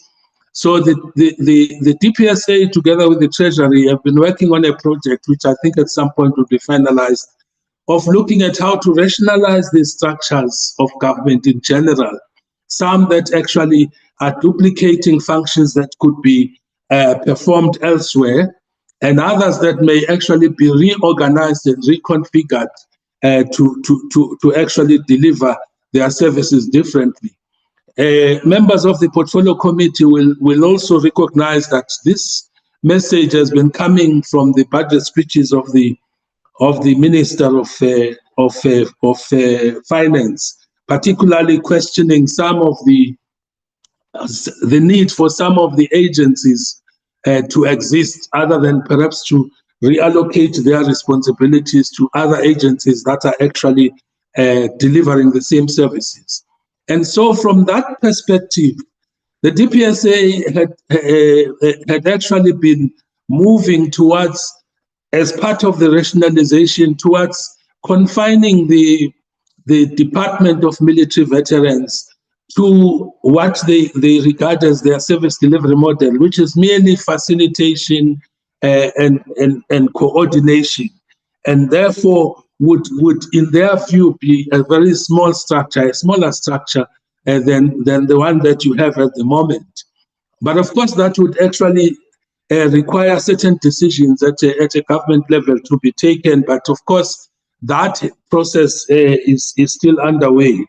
So our intervention was, of course, to then say to the DPSA, if that is the final proposal you're making, and it looks like that the proposal also coincides with the Treasury, then we then would have to make a plan to work out a plan for implementation of that decision. First of all, for the decision to be taken at the executive level, so that there will be an implementation plan out of it. And so where we are, we have reported to the Deputy President that this is the position that is emerging and would need to be considered by the executive. Now, as long as that matter has not been finalized, and I just say it's not just about the DMV, but of course we are concerned about the DMV. But it's not just about the DMV, it's about the reorganization of government as a whole, as well as the reorganization of the state, some elements of the state that are not necessarily within the ambit of governance, but for example, some of the bodies that actually work under certain departments. So to say to the portfolio committee, that matter is actually primary to our work as the task team, and we are hopeful that in the next 2 to 3 months, a definite decision or resolution would have been taken by the government at the executive level, and then it will lead to an implementation plan for whether we are moving to a lean and mean, as was said by one of the members, department, or we are moving to a different kind of department informed by other considerations. And what do I mean by that? And I'm going to come to that and link it to the issue of the legislation. One of the issues that was put on the table also linked to this issue is the issue of the amendment of the legislation, and some members have alluded to this one. Amendment of the legislation, of the original legislation, the Act number 18 of 2011. Particularly, contestation exists around the definition of a military veteran, which would involve, for example, because of the current definition, anybody who has had some training in a military organization, as we know them, and has actually gone out of that military organization, and therefore no longer serves, is a military veteran. What that has actually done is to say, for example, the young children that are recruited into the military for MSD, and then they spend 2 years. Afterwards, when they come out, then they are actually deemed by the Act to be military veterans. Similar, there are many cases that we can quote in relation to that. And of course, that from a fiscal point of view, from a financing point of view, would actually be a challenge for the Ministry of Finance, because then you are talking about an unending number of people who actually would never predict, because every year there are young people who actually are drawn in at 18 years into the military, trained for 2 years, and then they are not absorbed into the ministry, and then they are in the system. I'm using that one as an example because it's a stark example. Now, therefore, the argument had been that we need to relook at the Act so that we can be much more precise about what we are talking about here with regard to military veterans. But at the same time, that would mean that if we become narrow in the definition, we are having an emergence of military veterans from the SANDF, in other words, our current military veterans that are emerging there, which would suggest that we need a definition of military veterans which is not based in the context of our history as to people who came from the non-statutory forces, the statutory forces, but which is actually long-term and visionary into how the country wants to deal with military veterans per se. And therefore, just to jump into a narrowing of the definition would not necessarily be taking us out of the challenge, because the next thing would be then what happens when you define all these other elements that would be coming from the SANDF.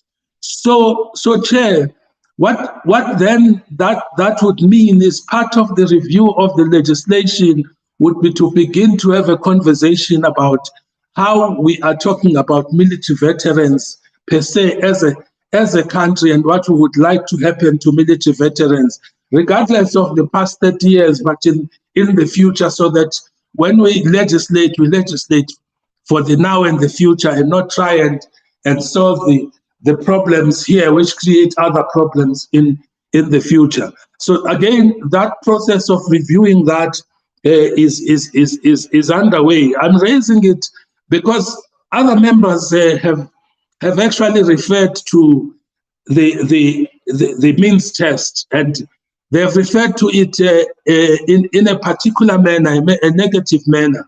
Now, let me say first and foremost that means test is not something that is coming from the DMV now, when the officials are saying regulations are out to tighten up the means test. It's actually there in the legislation. It says that all these benefits which are counted shall be means tested as such. So it's already the law of the country. It's not something they are introducing now. All that has happened is that means test has not necessarily been rigorously applied, leading to the escalation in budgets as such, because anybody for any other reason can come back to as long as they are military veterans, can come back to the department and say, I'm a military veteran, therefore I qualify for all these benefits. Now, some of the honorable members have actually referred to this phenomenon. We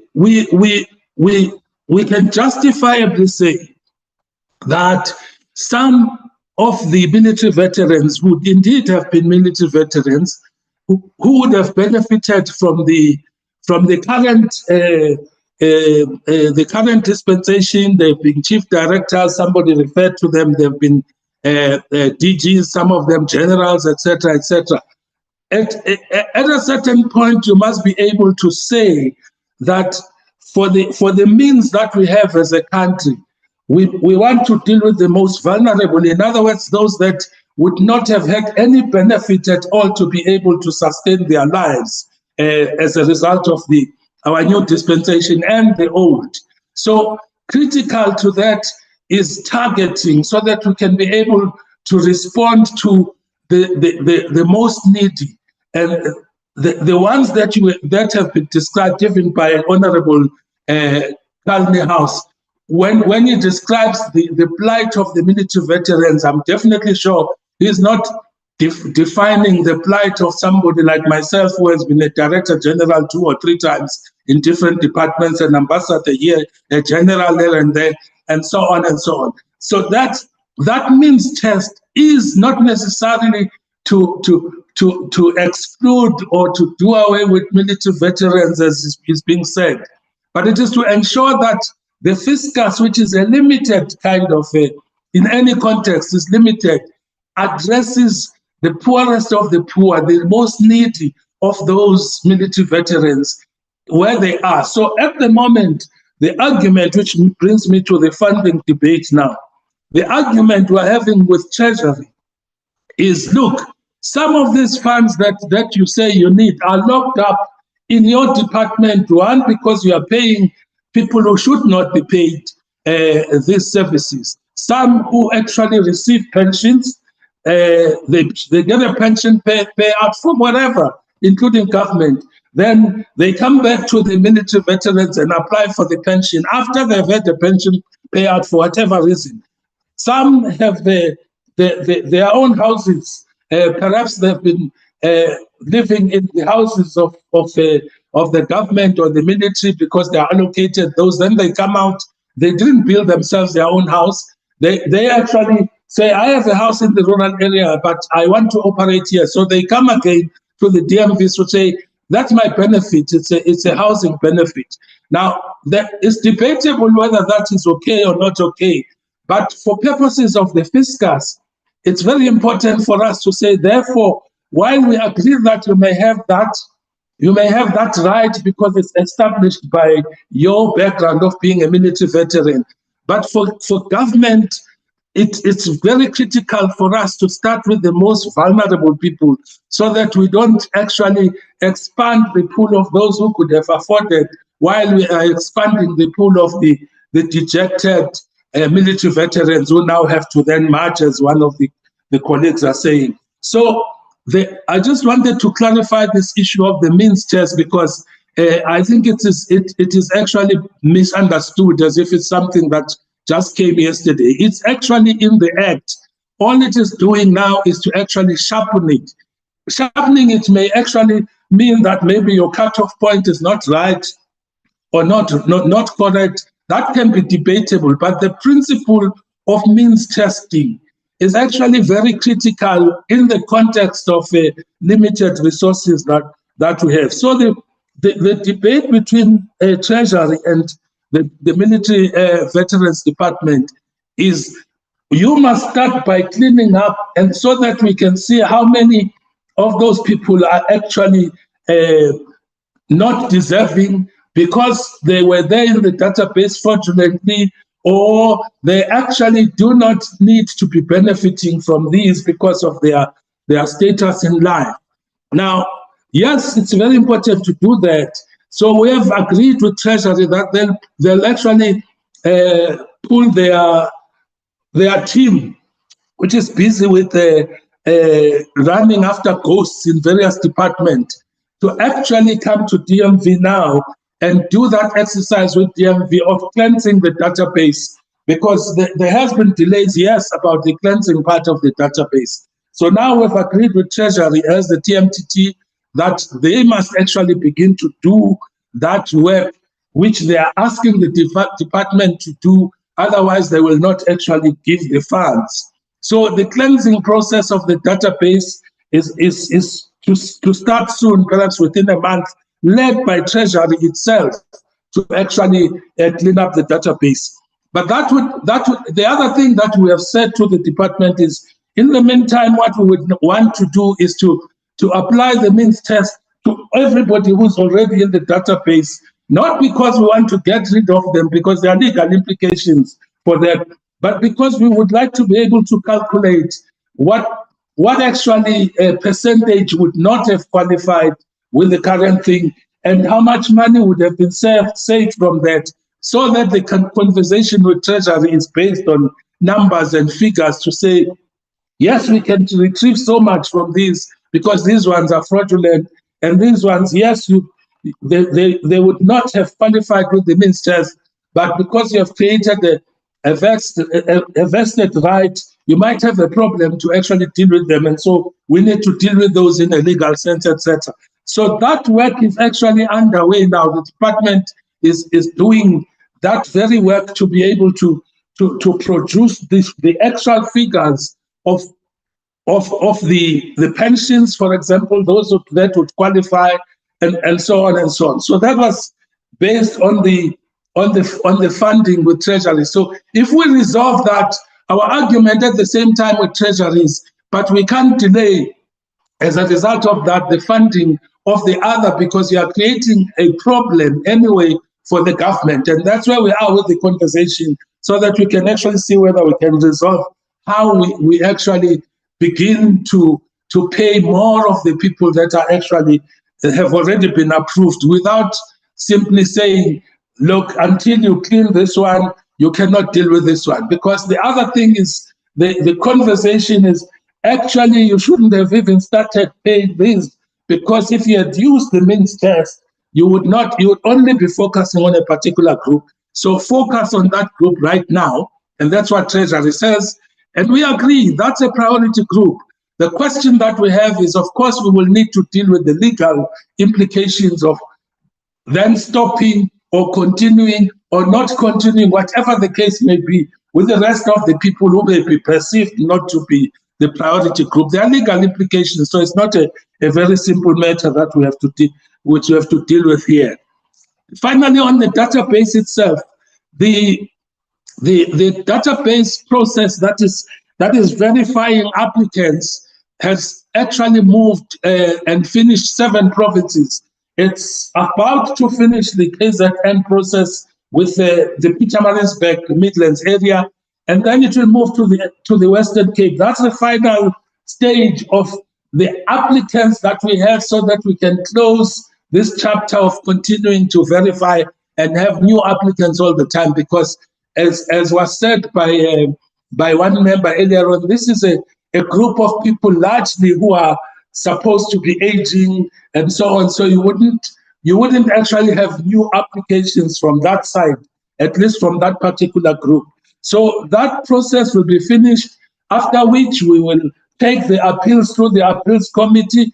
There are issues, of course, that we still confronted with, which were discovered on the ground as people were dealing with this matter, particularly the number of groups that actually claim to be military veterans, but actually, well, they are, in a way, if you define it differently as the current situation, but we're largely self-defense units and similar structures. And so the question is, we need a kind of policy approach from government. And what we have said to the team is, let's go get the list, let's get the numbers, we'll present to government, and then there will be decisions that will be taken with regard to that matter. So that is also ongoing, and I'm sure by September this year, we will have finished with the general mashallah process, and we will be dealing with the appeals and cleaning up on the new applicants, and therefore there will be no other applicants after that. Now, finally, just going back to the discussions with the DPSA and the issues that have been raised about vacancies. First of all, let me say that with regard to the DG post, the ministers interviewed last week. I haven't, because I shouldn't be, and no one should be privy to the outcomes. So we'll wait for the minister to indicate what was the outcome. There are processes that have to be undertaken, DPSA, cabinet, etc. If they did fund the candidates, then we'll definitely have that announcement at cabinet very soon. But if they didn't, then they would have to go through a process, not of advertising again, but now of recruitment individually, looking for appropriate individuals that may fill the post, because now they've gone through the advert process and they've advertised, but they couldn't get a candidate. So basically, what I'm saying is, with the DG story, the process is at the point where the ministers either have found a candidate, or if they haven't, then they are going to do head hunting within a matter of weeks. It doesn't take long. It should be about 2 to 3 weeks, and then there are interviews again for the head hunted, whoever is head hunted. So that process is underway. Now, with the DPSA, we've been saying to them, and we are really closer to agreement with regard to this one. We have said to them, in that department, regardless of what happens to the department, what is its future, there are critical posts that any department, any organization cannot do without, and therefore you can't hold on to not filling those posts. One is risk management, internal audit, legal services, the human resource head, chief director. Those are critical posts that this department is limping because it doesn't have. And therefore, you can't continue to expect a department, for example, to have an audit committee without an internal audit support. It is actually what word can I use? It's not supposed to happen that way. So basically, we've been saying to the DPSA, we understand this argument of the medium to long-term restructuring, fine, but let's deal with these critical posts so that the department can stop limping. 4 or 5 posts, the DG one was one of them, but they gave their approval for it to be advertised. That, as I said, it's now at that stage. These 4, we hope in the next week or 2, we will have been able to persuade them. We are really pushing very hard for these 4 to be filled as a matter of urgency, because as I say, you can't actually operate a department without those corporate services that support the whole process. So that's another element with regard to the filling of the posts. Now, finally, Chair, I can talk about all these matters, but I've just prioritized a few. With regard to the skills that honorable members have referred to, yes, indeed, we identified that the models that we have been using are actually not yielding the results that are supposed to be yielding. So we have started a conversation through the department and other departments for a new model of skills development, which will draw, Chair, the Department of Labor, the Department of Higher Education, which is now in charge of the Skills Fund. Actually, it's not Labor anymore, it's the Department of Higher Education, but Labor from the employment point of view. And we have set them down to say, we want them to develop a program of strategic skills that would be funded for military veterans. That would be useful. At the moment, we use a model where military veterans decide, no, I want to go and do this, and then we fund whatever they want to go and do. But when you look at it, it's not necessarily adding value to themselves. So one of the critical issues has been to say, let's identify institutions, let's identify skills, and let's identify the resources to support. And then once we've done that, we start advertising to the military veterans. We've got the following areas of training that you can apply to in KwaZulu-Natal. These are the institutions in Western Cape. So please, let's get this going, and then they're going to be funded by the Skills Fund. So indeed, Chair, that matter of the Skills Fund, the Department of Labor, we are handling now at the moment. The other departments that you've referred to and others, we have actually taken the view that the priority we have now as a country is to do everything to respond to the immediate needs of the crying population of our military veterans who are aging, dying, getting sick, and are actually destitute. So if we actually prioritize that, and I'm going to conclude with this, we as a TMT have taken a view that the issues of departmental transformation, restructuring, organizational culture, yes, they're important. But for us, they will be addressed through ensuring that we have a plan to address these particular benefits and delivery. So service delivery is at the forefront, and everything else that we do to support that in terms of changing the department around should be for that purpose. The example we have used, and we started with this one because of what we felt is actually the easiest, was to say, let's go to housing. And in housing, we realized that the delivery model is based on what the provinces actually do. In other words, if they have a project of RDP houses in a particular area, then they'll allocate a certain percentage of that project to military veterans, which is well and good. I think it was a good actually exercise, because the delivery of housing is in the housing department. The DMV only supplements with DMV resources to make the houses of military veterans a little bit better than just the RTP houses that are being delivered generally. But we have actually proposed and have agreed that we've been working with our treasury officials. We have agreed that perhaps we need a central national plan for delivering these houses. Our subcommittee has done an exercise of getting into the database and looking at the profiles there. It has actually come down to a point where, after comparing with Home Affairs databases, and after comparing with of course, they are still having the challenge with SARS, but after comparing with Home Affairs, they know these people are alive, and they've looked at some of the issues. They've come up with a plan for the first 6,000 houses. So they say there are 6,000 beneficiaries that we have to address through a national plan initially.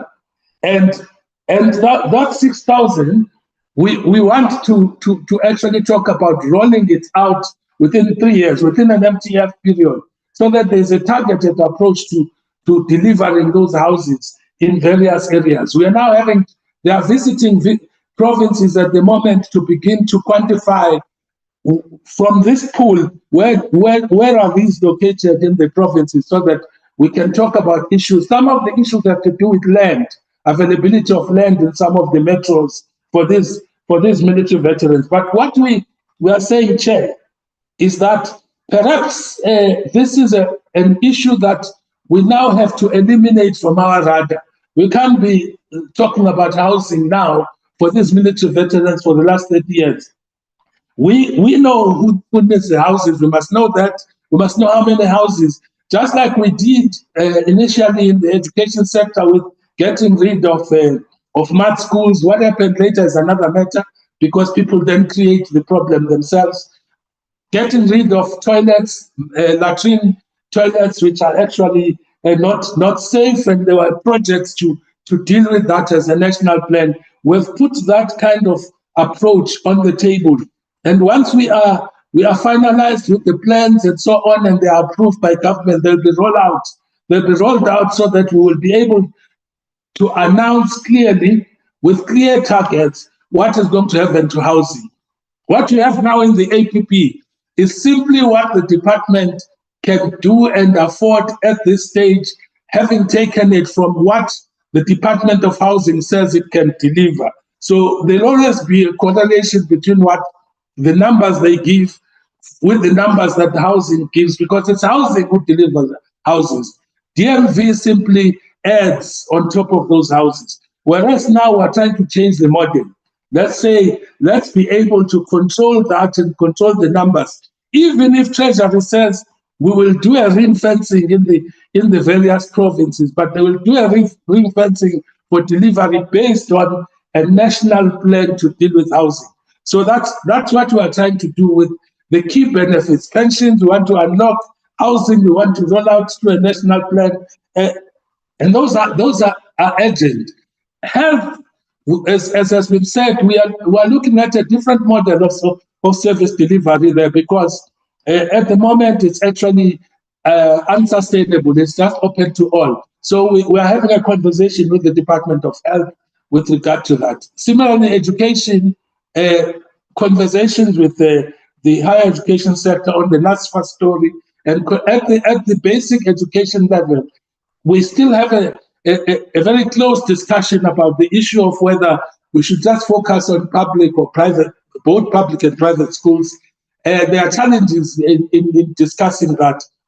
So we're going to finalize that, but the regulations are going to come out soon, because we are at the same time trying to address the problems of the past so that they are not repeated, and then we add more to the problem that we have. Chair, may I conclude by saying, indeed, the members are quite correct. Some of the issues that they've raised are actually perennial problems, but we are hopeful that if we crack these areas that I've talked about, that is the organizational structure, the funding at the level of Treasury, finalize the cleaning and cleansing of the database, and actually deal with the delivery of some key prioritized benefits, then we'll be able to actually say that there's some kind of change in the department. It's actually about those issues and less about the individuals that are involved, because if you begin to get to that, then they actually obfuscate the actual problem of non-delivery. Let me stop there, Chair, because of time. Some other time we may come to just brief the committee about the processes once things are on track. Thank you very much, Chair. Thank you, Your Excellency. I'm sure to members it has helped to clear the air on some issues. I would like to give to the DM and the department to add on other issues before we finally conclude on the business of the day.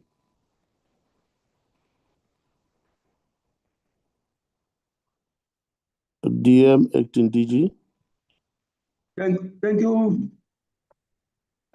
Honorable Chairperson of the Portfolio Committee, members of the Portfolio Committee, the Acting General, Director General and DPV, DMV Management, the special advisors to the Minister, our support staff and the support staff of the Portfolio Committee. Thank you for giving me this opportunity, Chair, to make some remarks on these discussions. But firstly, I have to profusely apologize. I joined this meeting after 10. I was battling with the network. I had to relocate. It is always a pleasure to officially appear before this honorable committee, Comrade Chair, in order not only account for the work we are assigned to do, but to also solicit guidance from our committee and humbly appeal for support on both of these oversight committees. Ambassador have covered most issues that I had to say. So he's part of us. So he had to cover the whole aspect. This is important, Honorable Chair, because it makes us comply with our constitutional obligations, legislative framework, and our parliamentary legislated processes. We thank for this on the work we do in this department. In particular, we did focus on DMV annual performance plan for 2026-27 financial year. The presentations reflected practical plans which are in accordance with the allocated budget for this financial year. The DMV, as we have presented before, Honorable Chair, its performance is severely, as indicated here earlier on, hindered by its inherent challenges that are still being resolved together with the DPSA and National Treasury. These issues include, in the main, as reflected by the ADG, issues of unfilled critical posts, challenges with dispersing benefits, and challenges related to legislation misalignment. The department's annual performance plans with properly and practically set targets and allocated budget is presented under these circumstances as we did. Without wasting your time, Chair, I reiterate our appreciation for this opportunity and thank the department for presenting the plans and appreciating the honorable members for making valuable contributions that not only enhance our work, but also encourage us to properly implement and ensure proper monitoring and evaluation as part of our oversight responsibility. On the issue, Chair, of the appointment of the DG, I wish to state that interviews, I confirm what Ambassador have said, were held last week, Friday, on the 8th of May. And related to this, Chair, the issue of filling of senior posts, the PTT took a decision that the Deputy President should convene both the Ministry of Defense and DPSA to deal with that matter. We are therefore waiting for this intervention. The interview was concluded and processed. Accordingly, we are waiting for the outcome on that one. Lastly, Chair, we also wish to augment the views of the department as it relates to the means test, which will also assist in addressing financial pressures of the department. And our ambassador have clarified that part.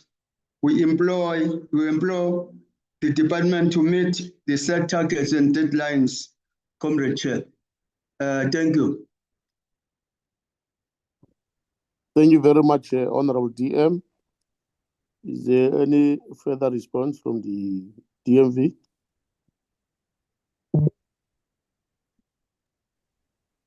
Chair, I think we are covered. We're covered by both the Deputy Minister and Ambassador Mseleku. Thanks.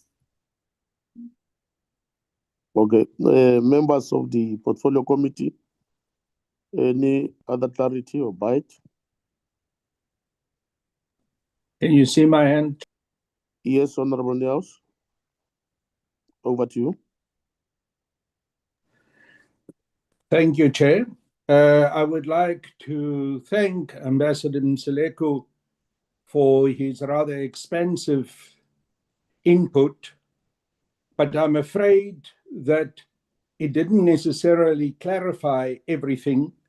In some instances, it actually obfuscated matters. As far as the issue of the definition of what a military veteran is concerned, I'm sure Ambassador Mseleku, whose background I know, understands that there is quite a significant difference between those in the statutory forces and those in the non-statutory forces. And that one has to be extremely careful how you apply the definition of a military veteran with regards to the non-statutory forces and end up doing huge injustice to people who have made a major contribution to our national liberation. A too tight, too strict, too mechanical implementation of a definition of what a military veteran is will certainly exclude a number of military veterans who ought to be acknowledged and who ought to be part of the group of military veterans. With regards to the issue of the means test, again, I think the comments that Ambassador Mseleku made were only to some extent helpful. I would argue that with regards to the means test, one will have to be very careful on where it is being applied and how one understands what is actually contained in the Military Veterans Act. Yes, there is reference to a means test, but only with regards to pension benefits. To apply it to the other benefits that military veterans are entitled to, I would argue, could very well be ultra vires, and it may still end up being a situation that it could be found to be unconstitutional. So, while I do not disagree with the need for a means test with regards to the pension benefits, I would really urge Ambassador Mseleku and whoever works with him on these issues to be very, very careful about how they apply this particular measure and criteria. Because if they do so in a manner that is now deliberately intended to tighten again the process in order to exclude military veterans that are indeed entitled to these benefits and military veterans who have the right to have such benefits, that would be, to my mind, not in line with the Military Veterans Act. And as I say, it could even be found to be unconstitutional.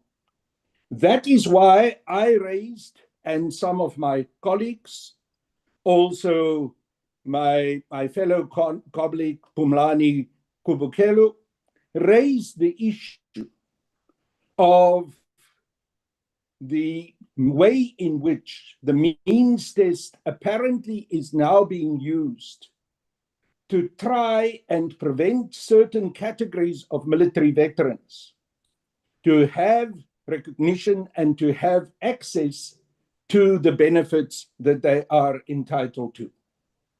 If we use the mean test in this way, I believe it is going to end up being grossly unfair, and it will be seen as a way of excluding really military veterans that are entitled to such benefits. And I bring it back to the opening remarks that I made in this response, that it is most likely that those who are going to be the most disadvantaged by this tightening up of the means test, and also by the tightening up of the definition of what a military veteran is, will be those from the non-statutory forces.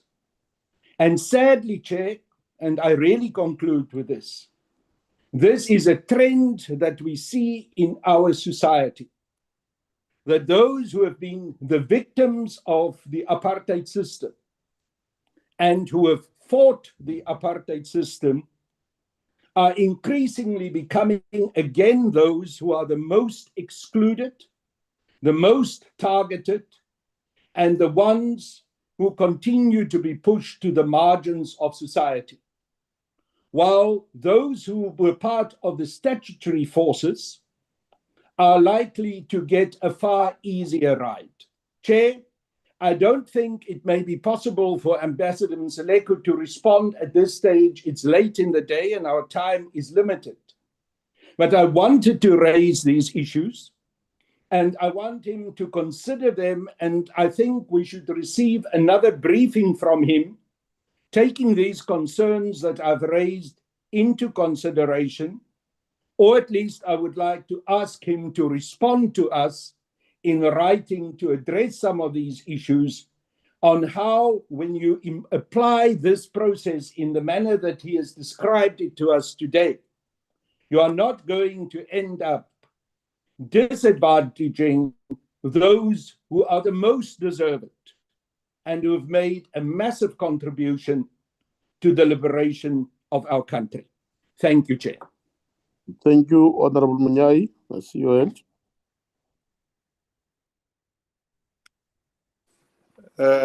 Thank you very much, Honorable Chairperson.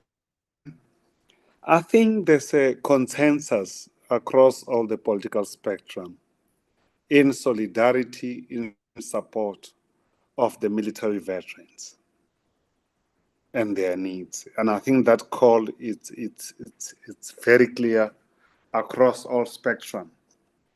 But I want to welcome the clarity that has been given by his that has been given by Ambassador Mseleku, that these issues of database, it can be open-ended.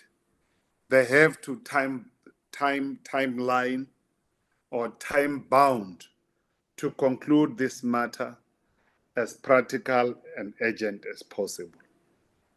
I will also make a clarion call to all military veterans to stop fighting amongst themselves.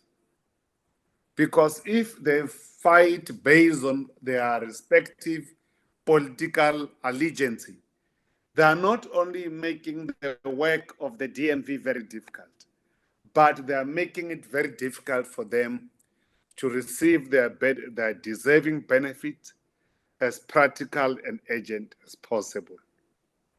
I'm very happy about the progress that the ambassador has outlined that is being followed to resolve the matter pertaining to our military veterans. I thank you very much indeed. Thank you. Thank you very much, honorable members.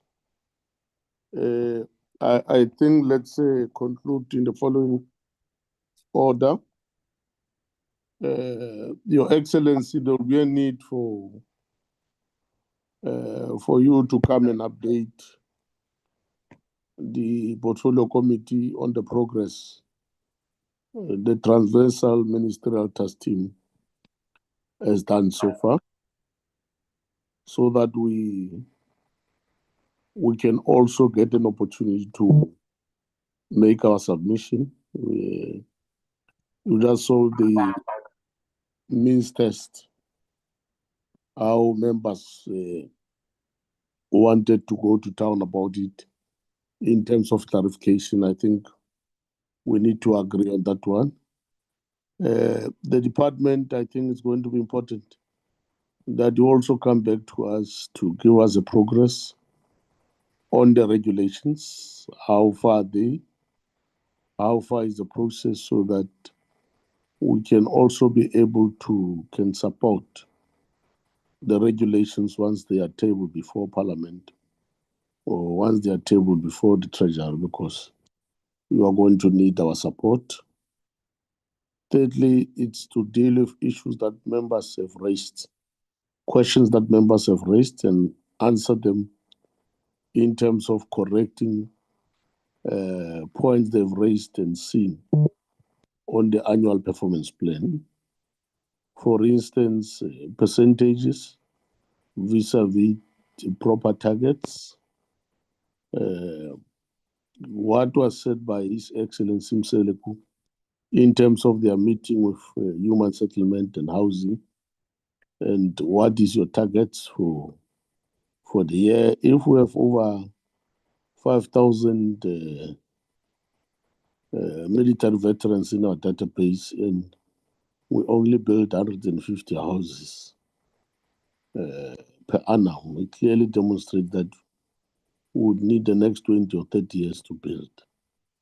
And others by that time would not be there. So I think those are some of the figures we need to correct, including the targets we have received in the last APP vis-a-vis the percentages value, which is not clear in terms of the figure. So those are some of the things that I think we need to correct. I'm not sure from the content advisors, when is our time, our budget budget submission to the National Assembly? Good afternoon, Chair and members. Chair, the process is as follows. Tomorrow, as members may recall, as Amanda shared, tomorrow we have a meeting with Omscore and Denel, and that concludes all our engagements on the APPs and corporate plans for the department. And then on Friday, so after that, I will draft the last part of the budget report. On Friday, we will adopt the budget report, hopefully. And then next week on Wednesday will be the budget vote debate. So it's to answer your question in short, the budget vote debate is next week, Wednesday. Okay, thanks. So it will be important for the DMV to go work overnight tomorrow and Thursday, so that when we finalize and adopt our report on Friday, some of the issues that the portfolio committee has raised, it's covered.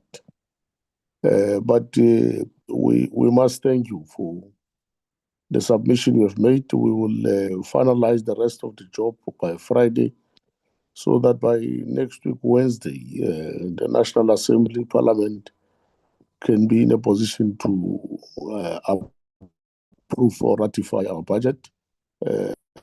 Vote. I'm sure parties will get the further mandate from their parties when the debate is on, that we have limitations as a portfolio committee in terms of what they reserve and what it's within their rights as parties to raise with the National Assembly next week, Wednesday, inside Parliament.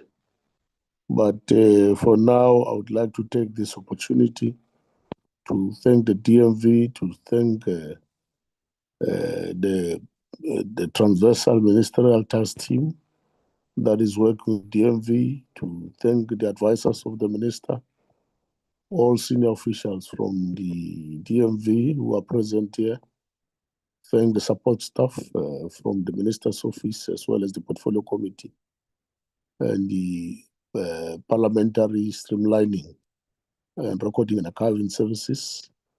Thank you very much for being part of this meeting. We'll meet tomorrow. Tomorrow, what time is the meeting? Secretariat?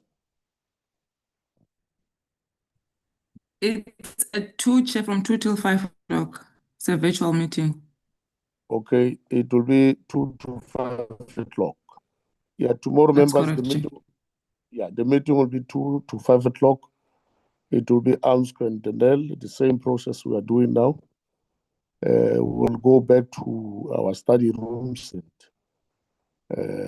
our libraries to go and engage with the report of Denel and Amsco. So for now, the meeting is adjourned until we meet tomorrow at 2 o'clock. Thank you very much and have a wonderful day under the current weather conditions. Thank you. God bless. Thank